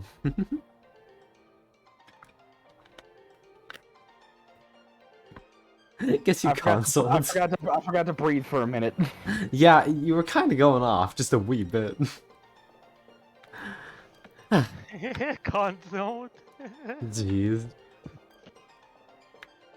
But yeah, I think we may start winding down because I think I might just like our D&D section has definitely run its course. Oh yeah, I think so. I think we talked about all that we could have. Yeah. But yeah, that is the We're only level 5. We're yeah. only level 5. That's the fucking crazy thing. Like normally you have this much of story with higher level shit. No, we're just getting started. Hi Pyrian. Both of you do assume I can't see you. Mwah. Kiss. And Am I- Evie, do not worry. It was a fantastic thing, and it was kind of fun seeing Caswell just lose his shit for a bit. Am I able to drop links in the chat? Yes, you should. I should be able to give you like moderator approval to post it. Okay, all y'all here before we leave, fucking treat yourselves. Mama, hold on. Hold on. Hello, Honeybee. Hi. For those of you who don't know, Honeybee is my original art mom. Without her, I would not be a VTuber. She is fantastic, and we love her. Hi, Mama. How was your stream? How are you doing? Hi, Khan's mom. I'm his friend. I'm I came his over to estranged play father. video games with him. That's right, son. I'm home. Shut up. Go back out for milk, Dad. Oh no. But yes, hello. These are my friends from D&D. I'm spooked, but I'm vibing. Hell yeah. Were you playing Spoopy game? Well, we getting the big spooks. Howdy, kids. And father to my child. I am actually going to be getting a dad soon, honey. oh no. I'll let you know about that later if you want. It's not you. Don't worry, Caswell. Okay, no, I was just saying that father to my child. Well, this is awkward. Oh no. Yes, I'll explain later. Let's just say new model and someone else is making But just that idea is just so funny to me. Hello, father to my child that I've somehow never met. it. Community mom now. Yes, I will not be getting rid of this model from our here because I fucking love it. It's more of a coexistence type thing, and I'll have a redeem to flip between the two. Ba ba ba ba ba. But yes. What he said. What did I say? I forgot. Oh, now I forgot. Naruto Swa. Thank you for the follow, sweetheart, and welcome to the library. I hope you enjoy your time here. Love that. Ah! Don't worry, you are a busy being. Worry about yourself first. It's okay. It's okay. I know you have a lot on your plate. Don't worry. Here, I hug and kiss. Yeah. Nice. BB, we gotta work on available. Okay, just let me know when you're available and I will bother you, okay? But don't worry about it. You come first. Don't get hugs and kisses. You missed a lot. And yeah, and Swat, welcome. Good to see you. And alright, here, I'll give you hugs. See. Wow. Cecil, I'm gonna give you these hands. I'll give you these hands. Threatening. We're gonna play patty cake. I hope you're ready for it. Oh no. Patty cake, big girls, man. Oh, hey, it's C. Yeah, C is Yeah, that is me. yeah, the non-advantage bank patty cake. I'm just gonna Sleepy. paddle your titties, my guy. Good night, Mama. I hope you have a wonderful rest. Good night, estranged mother. Except, wait, no. How does this work? Don't worry about it. Sometimes you just don't think. Be like me. Don't think. Be head empty. Jacko down. Beat his ass. Hell yeah. He's been caught slacking. We just met. We have a son. Forehead smooshes for all. Yes. Love you. Is that a shot at my forehead being so big? Not yet. Though I can do that next if you want. Cries. Okay. All right. You know what? I want a divorce. No. Recall. Having a breakup stream. Can you? Oh, no. I think you mean like a disownment. I remember. I'm the son. I wasn't talking to you. Why are you divorcing? What? She's making fun of my forehead. I did. Oh, she did. Look at the Oh, she said yes. Yes. Forehead, or was it five What's head? going on up there, man? Ah, thank you for the head pants snort. And thank you for keeping my mama company. She's the best. No VP4. That is just more room to smooch. See? Is a good thing. I got all this hair covering mine. Con forehead is an elusive thing. You may never see it. Ah. Wow, Farum, I wish I had a wife who made me feel good about my insecurities. Just met this person. Oh my god. Oh, fuck. That definitely made my night better. Hell yeah. God. As another hand constantly head patting. You don't know that. Unlimited hands. Ah, thank you for the compliment, sweetheart. Unlimited hand works. Also, for some reason, the follower goal is not showing. Yeah, it should say 1 because Naruto just followed, but yeah. Now it actually exists. I disabled that when we got bot followed. Ah, yeah. It's okay, we dealt with it pretty easily. I'm just... Okay, bye-bye! Mwah! Have a Stopping lovely by. night. We love you, Mama. Bye-bye. We're gonna buy a cottage. Cottage? Something. Why do you guess. want to buy a cottage? I don't know. Is that what is that what like the parents do? Hey?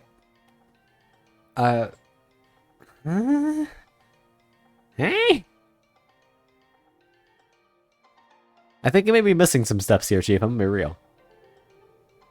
Never done this before. It's okay. You never will. Well, okay. I'm so sorry. I'm so sorry. That was so uncalled for. I am so sorry. Beating straight to cottage. Hell yeah. She meets, calls me father. We get a cottage. Boom. Done. Goals. Speed dating on crack. Jesus. Alright, You know go what to happens bed, next? Mom. Stock You need market rest. Won't even know what hit it. Damn it. But yes. Alright. I'm in pain right now because I have to get up tomorrow for class registration. Oof. So I'm probably gonna end our segment here, and because I know that a certain someone in this chat also needs to go to sleep. Yeah, yeah. Yeah. So I'm gonna let you dearies go rest. I'll probably just stay on for a tiny bit more, and then I will end stream and go raid some wonderful beans. A cottagecore anarch. Oh my god. Damn right. That's a series of words I gotta say I was not expecting to read today. Yeah, it's just me right now. Yeah. But like, I just while y'all are still here, thank you, dearies, so much for being on, and thank all of you, dearies, in the out. chat. Like, cause this has been I don't know what's been fucking happening the last few days, cause we've just been getting so many cuties in here. Just like, I don't know if the fucking algorithm's seeing us, if more cuties, if I've just been slightly more entertaining recently and people are stopping by, but there's 27 of you here. Wah! Wah! Oh my god. Thank you for the resub. Said Fair. my sub ran out. Well, shit, thank you. Oh yeah, speaking of, I think you did kind of get algorithmed. I was on YouTube the other day and I saw something from you. What? Wow. Huh? Progress. Oh Wait, what? Did I get clipped by something? my god. Wait, like, It was one of your one of your entire streams, I think, because it was a long video. Is okay, it yeah. because you're following? Yeah, are you sure it's not because you're subscribed? it might be because of that, but that was from a while. Either way, neat. It's something. Hell yeah, I ain't complaining. But yeah, and oh, we got added. Fuck. Yeah, because I like never saw anything from you on YouTube before, despite having been subscribed. I suppose that's fair. Though I also have like just, I have the worst upload schedule on YouTube. I literally just, there's a bunch of VODs. I edit them a tiny bit just to get rid of some of the beginning bit and any things where maybe I get name dropped on stream or something like that. And then I just fucking rapid fire them onto YouTube with like a few streams in a day and just post them all at once. Which, by the way, if you ever want to see my VODs that are older and the ones that don't exist on Twitch anymore, if you go into the About section, I have a link to my YouTube where you can find all the rest of my VODs. And you can see me being a dumbass in 4K. 4K ray traced 60 FPS. God. I don't even know what fucking ray trace means. Smooth lines. Smooth Me neither. lines? I say. It's a buzzword. That's fair enough. And of course, since we're here, time to chill out a little bit. If you want to see my schedules for when I do the streams, you can find them on here with the Twitters. Or if not, you can go into the Discord and I ping people before every string. For the record, it's an opt-in role, so you don't have to get yeeted every time there's a stream. But yeah. There you Sure, go. a lot of us will be back someday. Hell yeah. Once we have a few more... Oh, sorry, go ahead, see? I made a suggestion before, and I'm not sure how seriously it was taken, but if we could do one of the campaigns on your stream, that'd be fun. It would be fun. Ooh. Just out of curiosity, show of hands, chat. Give me, Oh, hi, Kai. Best starter farm? I'd just say go with the regular one. Hold on. Let me tab over to... Yeah, I'd say just go with the standard farm first time. You can try out the other ones when you get further along. Just don't go beach farm. Beach farm is definitely one of the hardest to start off on. So start off with standard. But yes, thank you, Derry, so much. And yes, would any of you be interested in seeing one of our campaigns live? Give me just say like ye or something if you are interested. And then okay, voting for yourself. That counts. It Oh, counts. Jesus Christ, guy. That counts.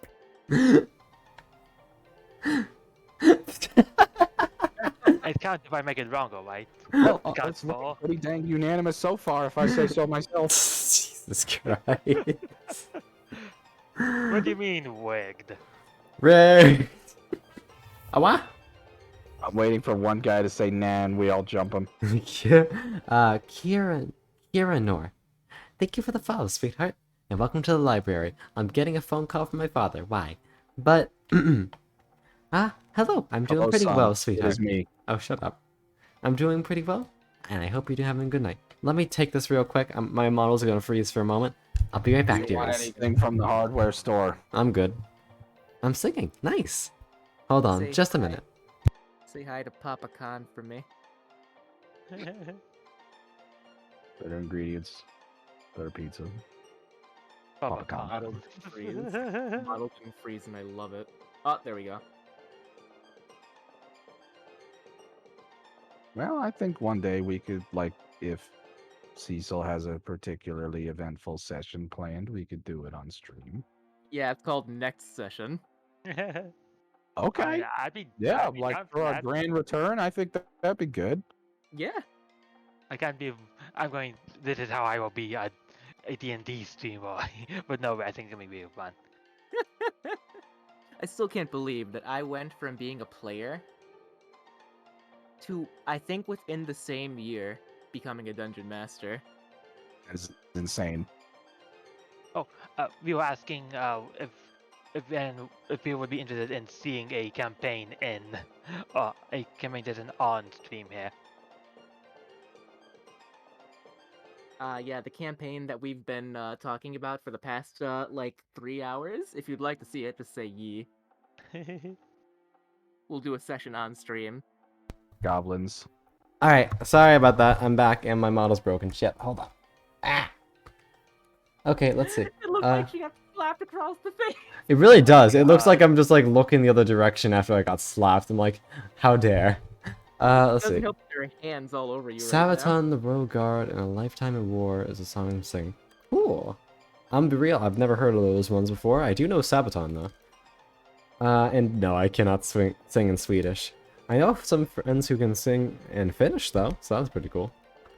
Sorry, what was the question again? Ah, Evie. We were asking if any of you dears would be interested in watching us play out one of these games live. Normally we run them at Tuesdays at 7 o'clock p.m. So every other week, yeah. So we Eastern. could, yeah, Eastern. So you could see our beaning shenanigans. I can't yee enough. It's cool that you guys are interested, though. I appreciate it. So Yeah, I think it'd be fun. I'm just slightly worried about you-know-who, but we'll figure that out. Yeah, we will have to figure that out. He's good. He's good. I know, he has a history. Not nearly as much as other people. That's fair. Mary, don't worry about it. I'm spaced He's out like- literally 90% of the time. That's me. He's like my number one backboard, man. But this holding the gunman at gunpoint feels like a bad joke. But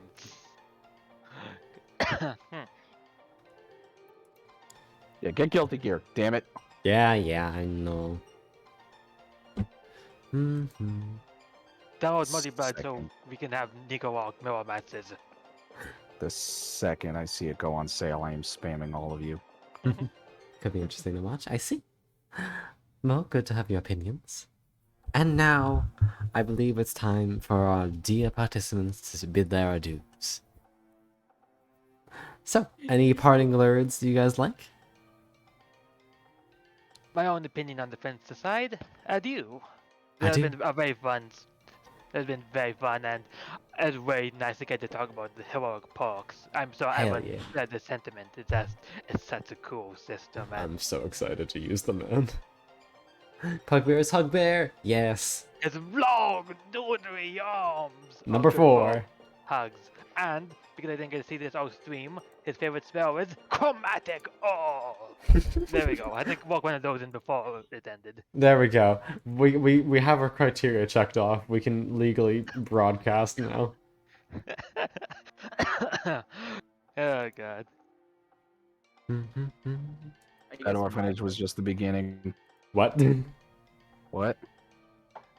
I guess my closing statement would be thank you all for being my players. Like, damn, I am so happy that I can spend weeks just making something for each of you, individually or otherwise. You give me such good responses to it, and in game, you guys are just the best ever. Y'all too It's the sweet. fact that it delivers. It delivers, man. Like Period. all Thank of you for us, the hydrate. from the DM to each player, we all just take our interaction very seriously. We use it to the full extent. We got imagination. Hell yeah. Let me And I stretch. am so thankful for that. We couldn't do it without you.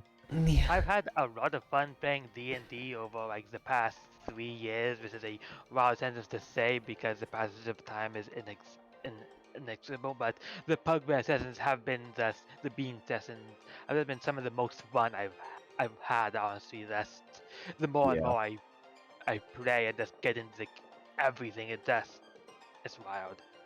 We have It's- a fantastic world that evolves to us very well. We're a very diverse party. The concept is unique and interesting. The concept. It's shifted a few times here and there, but always it's been the party as it is now is just the best it's been. Hell yeah. But yeah. I can't wait to play again. Don't worry, these weeks will fly by. That's why it makes it worth it to be able to wait that long to make sure it's done right. Hell yeah. Yeah, right. You know I'm working on it. We know. We trust you fully on that I one. know if you absolutely could even make an excuse to run, you would. I would.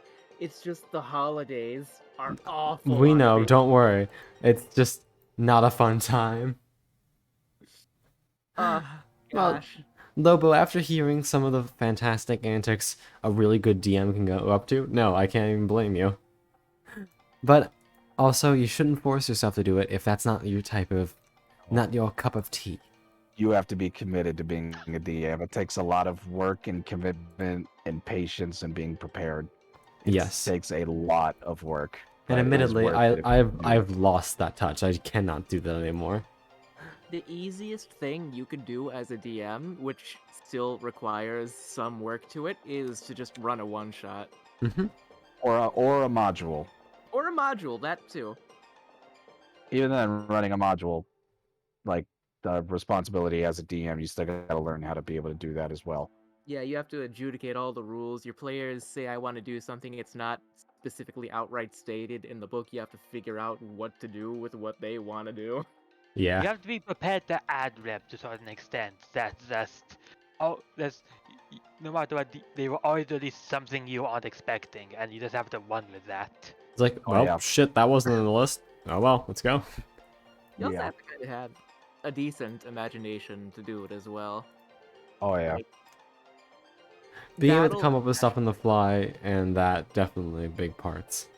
I say you kind of have to play D&D at all. That's the point. It's like one big exercise of imagination. Yeah, true. It's one too big true. creativity exercise, hmm and that is important. Ah, And it can too be true. very enriching too. And when you have good people to play it with, oh, it's just so much better. When you have a party of people that want the same thing out of it that you do, that helps a lot. Hell yeah. Honestly, this has just been, and we just keep talking about how great this season is, but really has just been, it's been good for so long. I just, Yeah. And I'm glad that we have so much left to do. Yeah, we just getting started, babies. It's probably going to be years before we're done with this campaign. We've been playing this for what, 2 years? Only been like a year. It This time next- feels like longer. It feels like longer because of some of the breaks. I feel. Oh no, it hasn't. It hasn't been 2 yet. Well, I mean, yeah, I was considering the breaks as well, but without the breaks, we've been playing for the equivalent of like a little less than a year, hmm bi-weekly. Yeah, yeah. And we're Yeah. only level Yeah. 5. We got a long way to go. next year on the day we're just like level 7, things have just progressed. This is fine. Yeah. I can't believe we're only level 5 right now. It feels longer. You're leveling up in a way that really fits the distance. We've got a long like we earn those level way to up. go. You earn the level ups, they come But a we're not little being bit, starved of them. they come a little bit longer every time, but only marginally. That's how they're supposed to work. Hell yeah. Yeah. And it's fitting for what you're doing too. And that just means more campaign. Exactly. More campaign, more fun, more stuff to talk about, and more for you dearies to enjoy. You guys got a lot to do. And There are subscribe people to. who haven't Oh, heard shut the up. Subscribing isn't even... Oh, wait, no, subscribing is a thing on here. I was about to say, we're not on YouTube, dummy. Yo, hit that subscribe button. No. Hit that follow Stop. button. Click that bell. Stop. No. Yeah. Drop in your bits. Send a I'm donation. going to Sell your break soul. your Give us your knees. credit card info because he totally pays us to be here. Oh, you guys are getting money? So yeah, you're paying us, right? You're getting paid? I didn't get Jesus. exposed though on fun. Listen, man, I'm so- kind of giving you free advertising here, so I mean, you know, I'm going to... Alright, all of You're not y'all, gonna, like, get legally out of obligated here. you. Get out of here. All of y'all leave. You can Coupons? silence me, but know the truth. One Okay. last thing before we all go. What's the actually is it okay to mention that one thing that C has had commissioned? Yes. Yes. What's Uh, do you have a status update on that? The status update on the commissions right now. Just let me go back to Sword's thing over here. Yeah, he was talking to me too. I think he's in the sketching phase right now because Yeah. he was telling me how he spent like hours drawing pugs. Oh my god. That's fantastic. Yeah, Sword is in the sketching phase right now. Okay, so for context, everyone, C, Madman, decided to commission a group piece of all of our players by a very good artist, and we're going to be able to show that to you at some point, but Yeah. it's a pretty big piece, so it's going to be a bit. A long time ago, I had said that this group is going so well that a lot of people, especially from this artist, have done draw the squads for their D&D groups, and I said that if I was ever gonna pick one that we would have one for, it would be this group. I got you. Wait, And hold on one second. I- I got it. We have an assassination attempt here. Jack back, Okay. darling. oh my god, Evie fucking messing Jacko up mid fight with my Harara. Oh Fantastic. my god. what the fuck just happened? It's called Evie is fighting Jacko in that game and needed an edge. Oh my god. Continue, darling. We had originally I'd suggested that we could, like, I had went to Sword, I'd asked him, the artist, I'd asked him for his prices, and brought it back to everyone, and we were talking about how we could divvy up the price eventually, because we believe in paying our artists for their work properly, as should the rest of you, plus tipping. Mhm. Do it. And then out of nowhere, Cecil the Madman comes in and says, "Hey guys, I just paid for the entire thing, Like, and now we're gonna have it by Christmas." so that's exciting. Yeah, right before we start again. Hell yeah. So that is Ooh. going. I am thrilled by that. Because disclaimer, everyone here has. Cecil, did you have Sooty's portrait drawn, or did you just find that? I just found it. Okay, so Sooty and I, specifically with our designs, we just ripped like I got my Caswell picture right here. Just ripped them from the internet.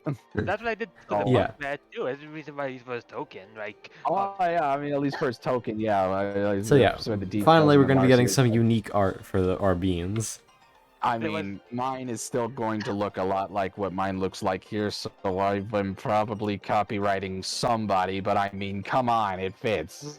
There's a Jeez. bit So of time, and I think actually as I wrote in the front of the image that my token for the Pugbear was literally just I almost a got you, pug Jacko. in a bear costume.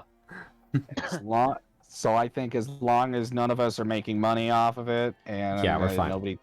nobody tells the feds, I think we should be fine. Yes, but I actually do need to kick you all out now because it's my roommate's going to bed in 5 minutes, and I, frankly, if I keep on talking with you, I'm going to be laughing too loudly. Okay, that's Gross. fair. Shut up.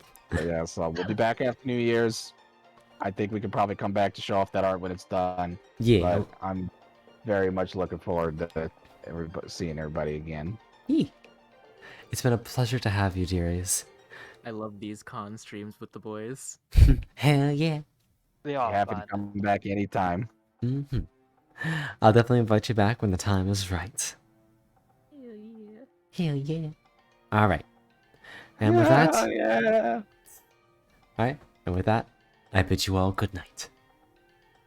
I'll leave the call so y'all can keep on talking for a little bit if you want. Okay. Take care, everybody. Yep, bye-bye. Well, that was fun. Here, let's come into the middle here. Hi, dearies. How y'all doing? Also, alright. Ara. Just in case you thought you had escaped. Yeah, they're very good beans. All of them, I love them very much. I'm slightly worried for when we attempt to do this live, because the one player that isn't here sometimes is a little bit late to random things without warning. But hopefully that won't be the case. That'll be exciting. I take back what I said. Gotcha.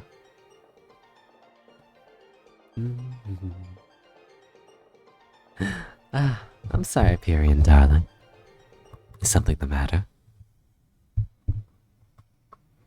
The second one got him? Hell yeah, Evie. It's okay, Jacko. Won't you lose for dear old Khan? Lose yourself and lose the combo. But hi, Pyrian. How you doing, sweetheart? Let me drink some water. Yeah.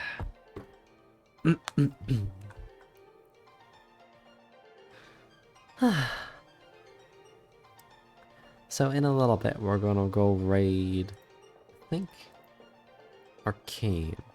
Since they're doing some Stardew, and we don't have an addiction.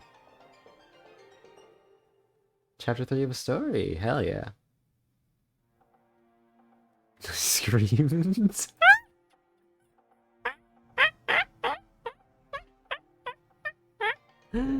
That's good. That's really good. What's the matter, Jacko? Huh?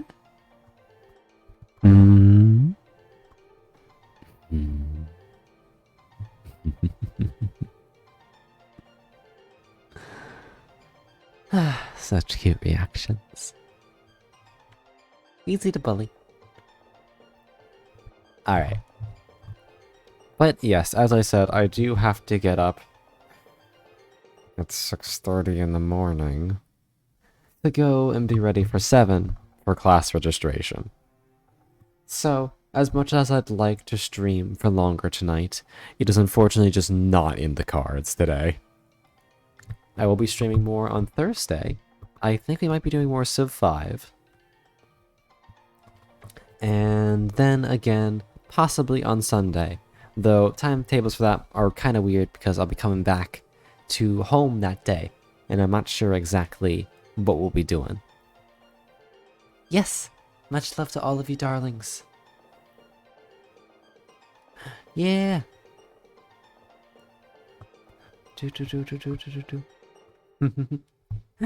No problem, Evie. I'll gladly help again. Yes, good night, and let's go raid a very good bean.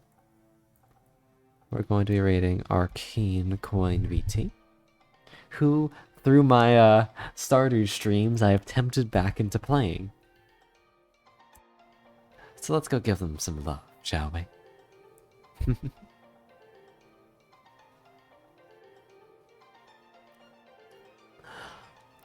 All right.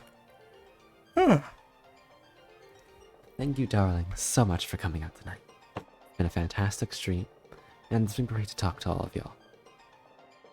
Next time, I'm sure that we can have even more fun. But until then, have a wonderful night. Bye-bye.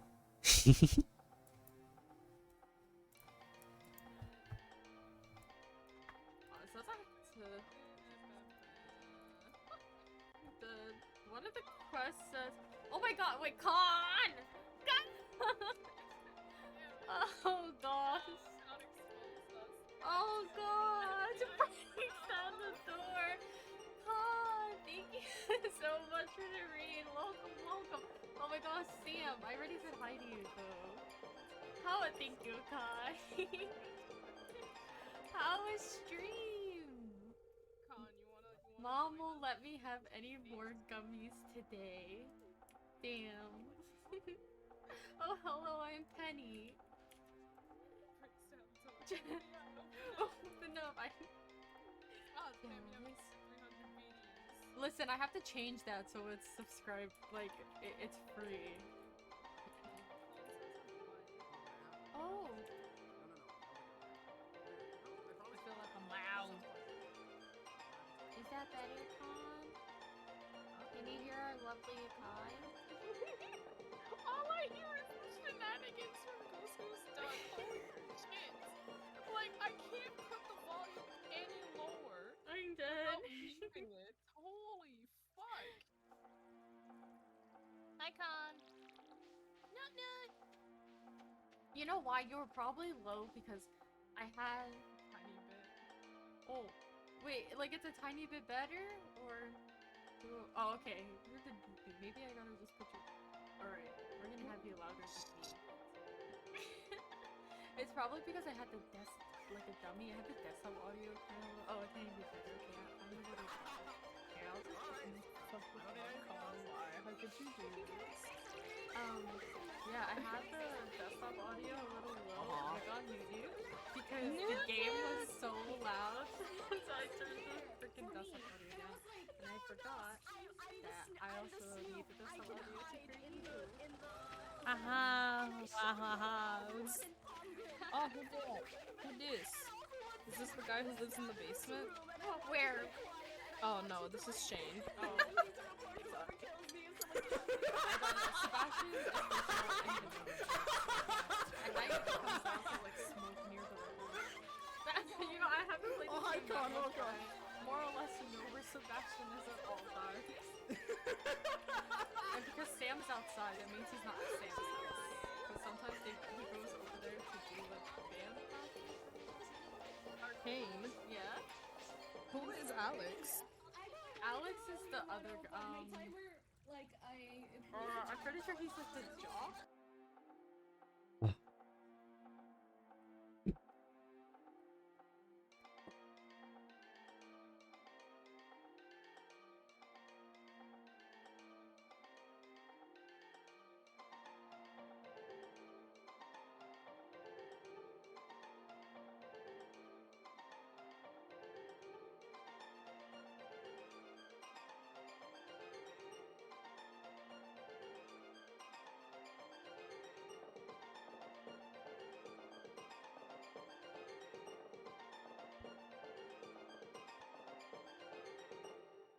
Can you give us a moment? Get what? Oh, at the side, you see where it says like how much gold we have? There should be like an exclamation point, or you can press F to open up your journal.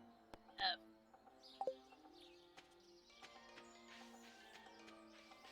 Oh, I've created 6.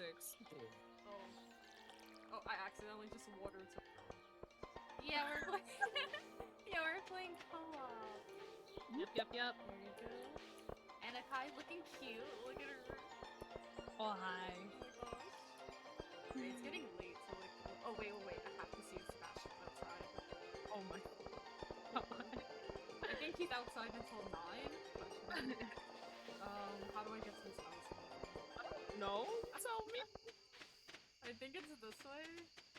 Con, Arcane's gonna kill us. How am I gonna kill? No. We won't Just get pass out until hurt. it's like, what, 2 a.m. or 1 a.m. or something like that? Okay. Sprint? Is there a sprint? I can't remember. Sebastian! Hello! Hello, my evil king! I'm dead. Are you serious? Really? Yes! Him? He's the love of my life! Goodbye, I'm going back to Don't judge me. You said Alex on the fucking chat. my aunt? I mean, Alex is the chat. Alright then. What was the lie? To be fair, there was also probably an easier way back up there, but we're going the long way home. Judges both of you. Okay, Con, who's the love of your life in Stardew then? What did I do? I don't even have love in this game. What? This way. We're about to die. No, we won't die. Not me worried about sanity in the wrong game. I'm dead.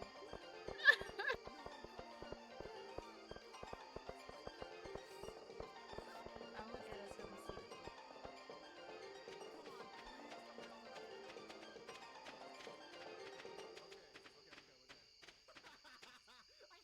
See, we're back. Are you staying over my house again? Yeah. A bed. Bestie sleep in the same bed. Ayo. Ew. Con, I don't know why you're judging. I forgot it's raining today. I guess. All day today. Yeah, all day today. I guess that means you're staying in bed. But that does mean I don't have to order those.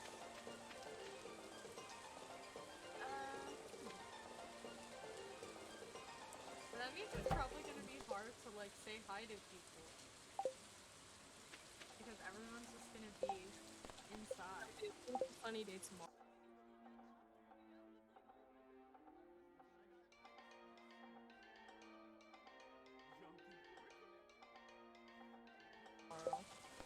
Oh, okay.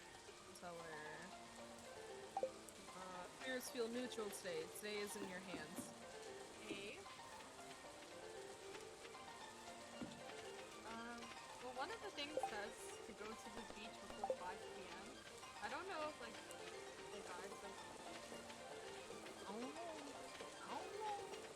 Also, hold on. I still feel like this game is so loud. Yeah, go ahead. I'm just gonna go say hi to people Hey. and probably, hopefully, get an umbrella. I don't know. Umbrella, Ella, eh, eh.